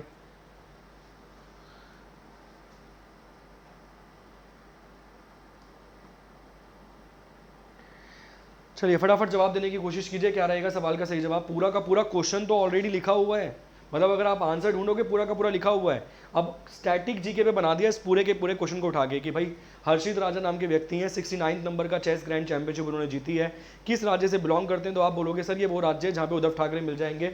सवाल का सही जवाब क्या मिल जाएगा, सवाल का सही जवाब मिल जाएगा महाराष्ट्र। अगर कोई स्टेट वाइज पढ़ना चाहता है ना तो आप जाना अनअकैडमी लर्नर एप्लीकेशन पे, आपको वीडियो के डिस्क्रिप्शन में मेरा लिंक मिल जाएगा, वहाँ पे मैंने स्टेट वाइज क्लासेस करवाई हैं, पूरा का पूरा महाराष्ट्र पढ़ा है, गुजरात, असम, छत्तीसगढ़, झारखंड, सिक्किम, इसके अलावा पंजाब, हरियाणा, यूपी सब पढ़ा है मैंने। ऑलमोस्ट 12 के आसपास राज्य मैंने पढ़ा दिए थे। ठीक, सवाल का जवाब महाराष्ट्र है। नेक्स्ट क्वेश्चन है, अगला सवाल है, who has been conferred with the Ashok Chakra by the president on India on the occasion of 75th independence day. वो बोल रहा है 75वें स्वतंत्रता दिवस के अवसर पर भारत के राष्ट्रपति द्वारा अशोक चक्र से किसे सम्मानित किया गया है? बाबूराम को, अल्ताफ हुसैन को, अरुण कुमार को या फिर अरुण कुमार पांडे को? चलिए जी, क्या रहेगा सवाल का सही जवाब? अगला सवाल आपकी स्क्रीन पर है।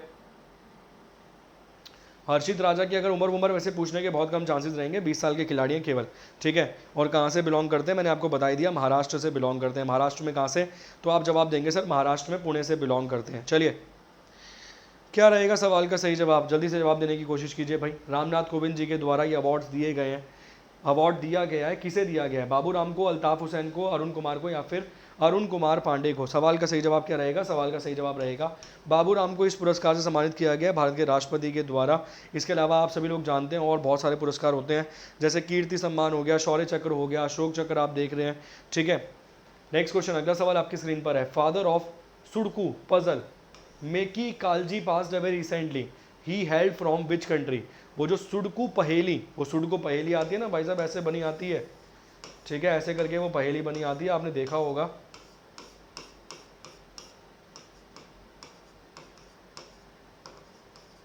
ऐसे करके वो पहेली बनी आती है, नंबर लिखे होते हैं, उसको सॉल्व करना होता है। जो उसके जनक थे ना, सुडोकू पहेली के जनक माकी काजी का निधन हो गया है हाल ही में, किस देश से हैं बताइए भाई?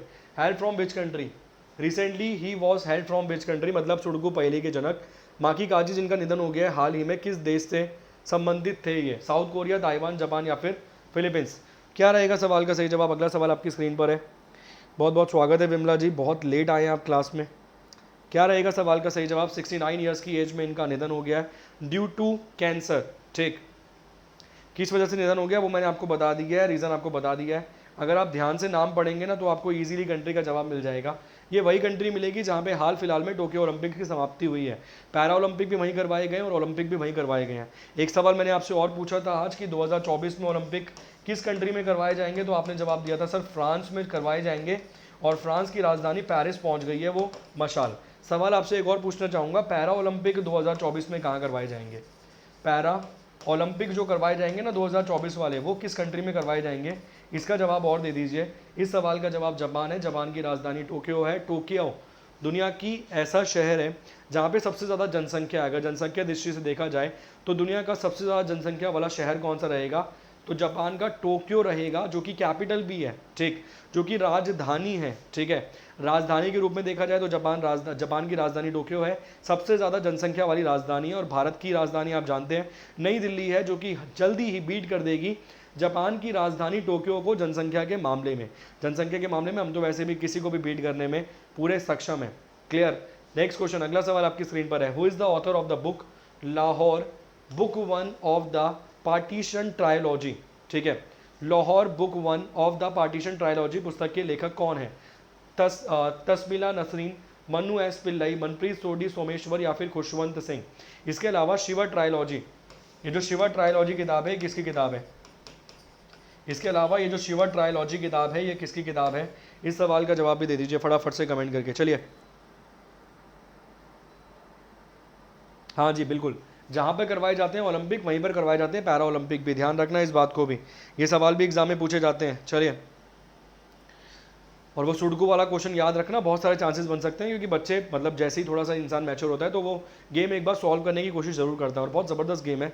इस सवाल का सही जवाब क्या रहेगा? इस सवाल का सही जवाब रहेगा मनप्रीत सोडी सोमेश्वर। आप मुझे बता दीजिए ये जो शिवा ट्रायोलॉजी है वो किताब किसके द्वारा लिखी गई है? ये क्वेश्चन भी बहुत इंपॉर्टेंट है और बहुत सारे एग्जाम में ये सवाल पूछा गया है, ठीक है। सीता हो गया, शिवा ट्रायोलॉजी हो गया, रावण राम, इस प्रकार की किताबें इन्होंने लिखी हैं, इनका नाम क्या है बस ये बता दीजिए। उस सवाल का जवाब है मनप्रीत सोडी सोमेश्वर। नेक्स्ट क्वेश्चन, अगला सवाल स्क्रीन पर है। Which state launch Rajiv Gandhi Gramin Bhumi पालन मजदूर नव्य योजना, भूमिहीन मजदूर नव्य योजना? अच्छा सवाल है, क्योंकि प्रधानमंत्री पर है एक्स। ये भारत के ऐसे प्रधानमंत्री हैं जो सबसे कम उम्र के प्रधानमंत्री थे, मतलब यंगेस्ट पीएम ऑफ इंडिया थे ये, यंगेस्ट पीएम ऑफ इंडिया थे। कितनी एज में बन गए थे? तो आप जवाब दोगे सर 1944 का इनका जन्म था, 1944 का, 1984 में प्रधानमंत्री बन गए थे, मात्र 40 साल की उम्र में, 40 ईयर्स की एज में भारत के प्रधानमंत्री बन गए थे। इन्हें शपथ दिलवाई गई थी किनके द्वारा? ज्ञानी जैल सिंह के द्वारा। ज्ञानी जैल सिंह जो भारत के एकमात्र सिख राष्ट्रपति थे, ज्ञानी जैल सिंह जो भारत के एकमात्र सिख राष्ट्रपति थे, उनके द्वारा शपथ दिलवाई गई थी राजीव गांधी को। किस राज्य ने राजीव गांधी ग्रामीण भूमिहीन मजदूर न्याय योजना शुरू की है? उड़ीसा ने, उत्तर प्रदेश ने, पंजाब ने, या फिर छत्तीसगढ़ ने? चलिए, हाँ जी, सुडोकू न्यूज़पेपर में आता है, बहुत बढ़िया। सुडोकू गेम तो ऐसी गेम है कि बच्चा एक बार खेलता ही है, खेलनी ही खेलनी है। क्या रहेगा सवाल का सही जवाब? जल्दी से जवाब देने की कोशिश कीजिए भाई, फटाफट से। अगला सवाल आपकी स्क्रीन पर है। किस राज्य के द्वारा ये योजना शुरू करी गई है? 200 करोड़ के आसपास इसके लिए फंड जनरेट किया गया है, 12 लाख फैमिलीज को इससे फ़ायदा मिलेगा, कोशिश है। किस राज्य के द्वारा ये योजना शुरू की गई है? बहुत बढ़िया। सवाल का सही जवाब रहेगा छत्तीसगढ़। तो जल्दी से कमेंट करके बताइए, छत्तीसगढ़ के मौजूदा मुख्यमंत्री कौन है? Who is the current CM of, मतलब छत्तीसगढ़ के मौजूदा मुख्यमंत्री का नाम क्या है? करंट सीएम कौन है? और एक सवाल आपसे और जानना चाहूँगा कि वो भारत का कौन सा राज्य है जहाँ पे हाल फिलहाल में 3 या 4 जिले बढ़ाने की बात की गई है और ऐलान भी किया गया है। 3 या 4 जिले, डिस्ट्रिक्ट बढ़ाने की बात करी गई है। इसके अलावा पंजाब में जो 23वें नंबर का डिस्ट्रिक्ट बनाया गया उसका नाम क्या है?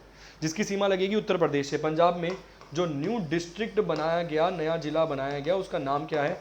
New district in Punjab. इस सवाल का जवाब दे दीजिए, ये सवाल एग्जाम में जरूर पूछा जाएगा। और पंजाब में आज ही आपको पता है नए मुख्यमंत्री का ऐलान हुआ है, ये क्वेश्चन भी इंपॉर्टेंट है। सवाल का जवाब छत्तीसगढ़, ये क्वेश्चंस लिख लेना एडिशनल में डालकर, ठीक है।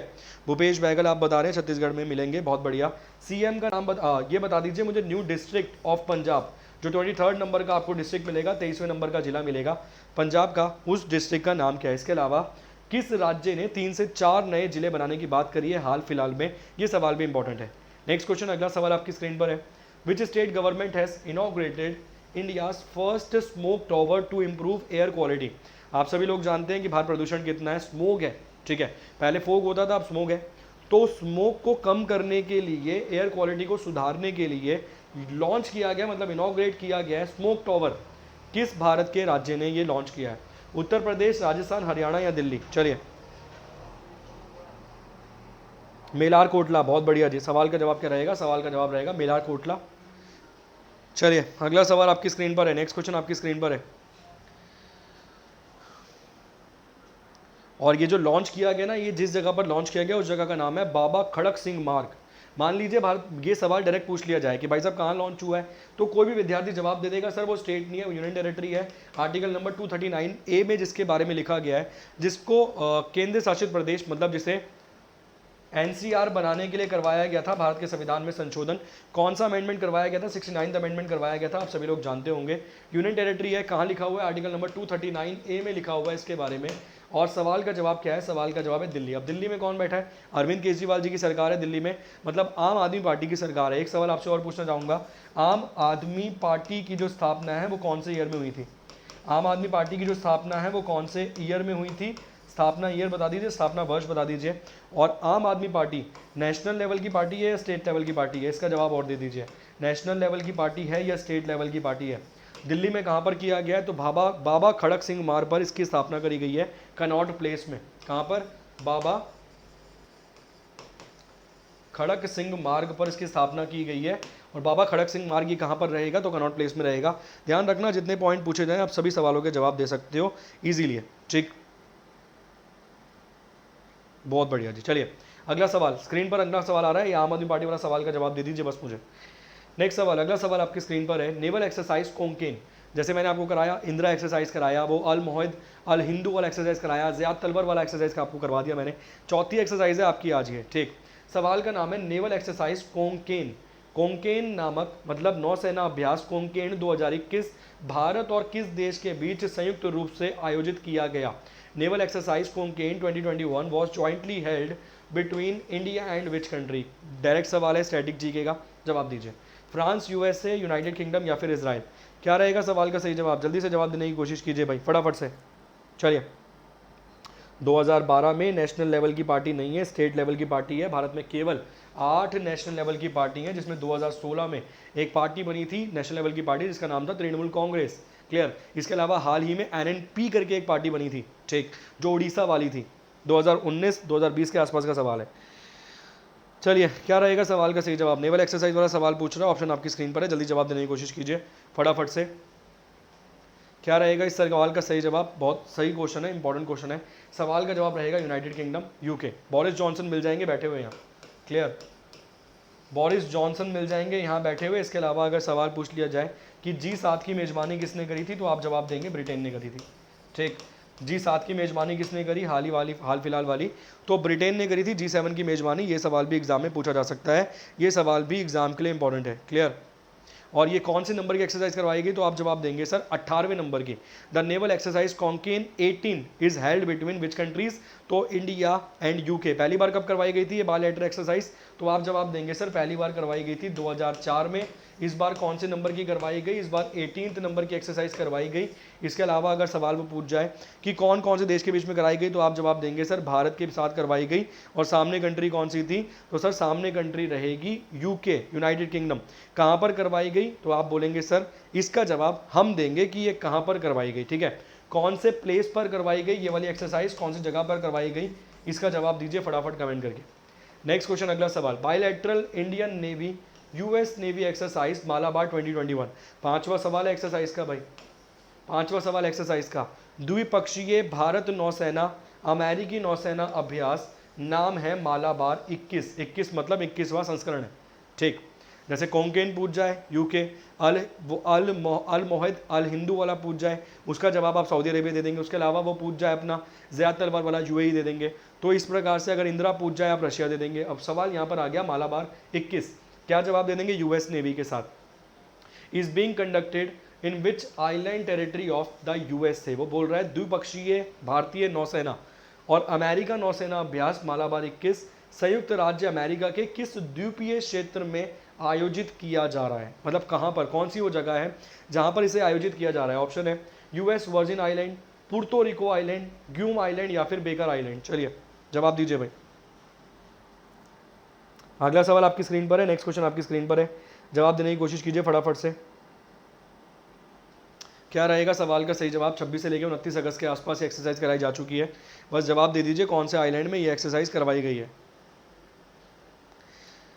क्या रहेगा सवाल का सही जवाब? जल्दी से जवाब देने की कोशिश कीजिए भाई। भारत की तरफ से किस किस शिप ने पार्टिसिपेट किया, तो आईएनएस शिवालिक गई थी और आईएनएस कदमत गई थी। ठीक है, भारत की तरफ से किस किस ने पार्टिसिपेट किया शिप्स ने, तो आप जवाब देंगे सर आईएनएस शिवालिक ने, आईएनएस शिवालिक ने पार्टिसिपेट किया और आईएनएस कदमत ने पार्टिसिपेट किया भारत की तरफ से। ये दोनों भी याद रखना, ये दोनों सवाल बन सकते हैं एग्जाम में। सवाल का जवाब है ग्यूम आइलैंड, ऑप्शन नंबर सी।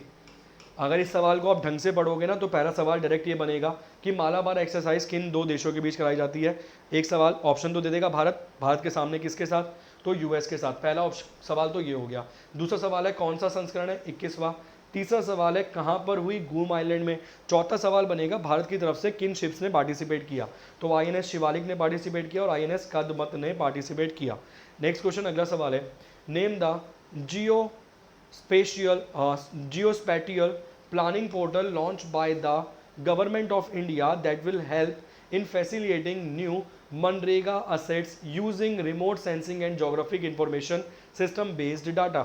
वो बोल रहा है, हिंदी में देखते हैं, भारत सरकार द्वारा किए गए नए भूस्थानिक नियोजन पोर्टल का नाम बताएं जो रिमोट सेंसिंग और भौगोलिक सूचना प्रणाली आधारित डेटा का उपयोग करके नई मनरेगा संपत्तियों को सुविधाजनक बनाने में मदद करेगा। मतलब जो प्लानिंग पोर्टल है ये किसके लिए है, तो आप जवाब देंगे facilitating new MNREGA assets.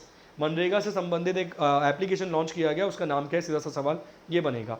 MNREGA के बारे में आप जानते होंगे, महात्मा गांधी रोजगार गारंटी स्कीम की वो बात कर रहा है। कब लॉन्च की गई थी, नरेगा के नाम से लॉन्च की गई थी 2006 में। नाम कब बदला गया, 2008 में इसका नाम बदला गया कांग्रेस की सरकार में। जवाब दीजिए भाई। युक्त धारा, श्रम धारा, कर्मयोगी या फिर मुक्त धारा, युक्त धारा, मुक्त धारा, श्रम धारा या फिर कर्मयोगी। अच्छा सवाल है, 47वें नंबर का क्वेश्चन है। चलिए जी, बहुत बहुत स्वागत है जी आपका। चलिए अगला सवाल आपकी स्क्रीन पर, नेक्स्ट क्वेश्चन आपकी स्क्रीन पर है, अच्छा क्वेश्चन है। किसके द्वारा लॉन्च किया गया था? तो रूरल डेवलपमेंट मिनिस्टर और पंचायत मिनिस्टर थे जिनका नाम था गिरिराज सिंह, उसके द्वारा इस पोर्टल को लॉन्च किया गया था। चलिए, नाम क्या रहेगा? बहुत अच्छा क्वेश्चन है, बहुत बढ़िया ज़बरदस्त सवाल है। सवाल का जवाब है युक्त धारा। ऑप्शन नंबर ए है सवाल का सही जवाब, युक्त धारा है सवाल का सही जवाब। डायरेक्ट पूछा जाएगा एग्जाम में कि कौन सा प्लेटफॉर्म क्या है, उसका नाम तो आप जवाब देंगे सर युक्त धारा रहेगा उसका नाम। Mahatma Gandhi employment guarantee act की वो बात कर रहा है, आप सभी लोग जानते हैं। पहले इसका नाम मनरेगा था, बाद में इसका नाम नरेगा पहले इसका नाम नरेगा था, बाद में मनरेगा कर दिया गया। 2006 2005-6 में इसे लॉन्च किया गया था, 2008 में इसका नाम बदल दिया गया था। नेक्स्ट क्वेश्चन है, according to the Cushman and Wakefield 2021 global manufacturing risk index, what is India's rank as manufacturing destination across the world? Cushman and Wakefield 2021 global manufacturing risk index के अनुसार दुनिया भर में मैन्युफैक्चरिंग डिस्टिंक्शन के रूप में भारत का रैंक क्या है? जैसे मान लीजिए भारत में कोई कंपनी आई है भाई काम करने के लिए, मैन्युफैक्चरिंग यूनिट उसने लगा दी, तो कितना रिस्क है, मतलब कितनी रिस्क वाली भारत कंट्री है, और ये किसके द्वारा रिपोर्ट जारी करी गई है? तो अकॉर्डिंग टू कुशमैन और वेकशील्ड के द्वारा ये रिपोर्ट जारी करी गई है। इस इंडेक्स में भारत का स्थान क्या है? सवाल ये है। चलिए, rank as per the manufacturing destination across the world, पहला, दूसरा, तीसरा या फिर चौथा, मतलब भारत की रैंक क्या है? सेफ के हिसाब से देख रहा है वो, ठीक। क्या रहेगा सवाल का सही जवाब?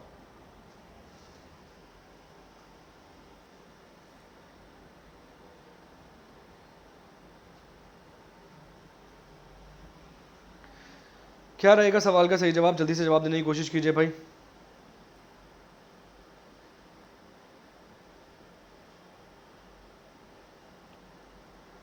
ऑप्शन नंबर डी आप बता रहे हैं, फोर्थ रहेगा। मतलब आप ऐसे कैलकुलेट कर रहे हैं, पहले पे चाइना रहेगा, दूसरे पे यूएस रहेगा, तीसरे पे कोई और कंट्री होगी, फ्रांस होगा, और चौथे पे हम आपको मिल जाएंगे। मेरे हिसाब से आप इस तरीके से कैलकुलेट कर रहे हैं, बहुत बढ़िया जी, सही कर रहे हैं कैलकुलेशन, मतलब ज़बरदस्त आप अपना दिमाग लगा रहे हैं। सवाल का जवाब क्या है? सवाल का जवाब सेकंड है। फर्स्ट पे आपको यूएस मिलेगा, सेकंड पे आपको भारत मिलेगा। सवाल का जवाब सेकंड है, इंपॉर्टेंट क्वेश्चन है, बहुत बढ़िया क्वेश्चन है, क्योंकि ये वाली रैंकिंग आपने पढ़ी नहीं होगी, इसलिए इंपॉर्टेंट है, ठीक। सवाल का जवाब सेकंड है। नेक्स्ट क्वेश्चन, अगला सवाल, भारत ने अपनी रैंकिंग में सुधार किया है, पहले थर्ड पे था, भारत सेकंड पे आ गया है, ठीक। Which is the first state in the country to officially implement the National Education Policy and NEP? वो बोल रहा है राष्ट्रीय शिक्षा नीति NEP 2020 को आधारिक रूप से लागू करने वाला भारत का पहला राज्य कौन सा बना है? NEP नेशनल एजुकेशन पॉलिसी जो 2020 में आई थी, जिसकी पहली वर्षगांठ बनाई गई है इसी साल, ठीक है, अभी बनाई गई है कुछ समय पहले, सितंबर के महीने में उसकी वर्षगांठ बनाई गई है। तो सवाल ये है, भारत का पहला कौन सा राज्य बना है जिसने इस पॉलिसी को लागू कर दिया? उत्तर प्रदेश, मध्य प्रदेश, कर्नाटका या फिर हरियाणा? चलिए भाई जवाब दीजिए। अगला सवाल आपकी स्क्रीन पर है, नेक्स्ट क्वेश्चन आपकी स्क्रीन पर है।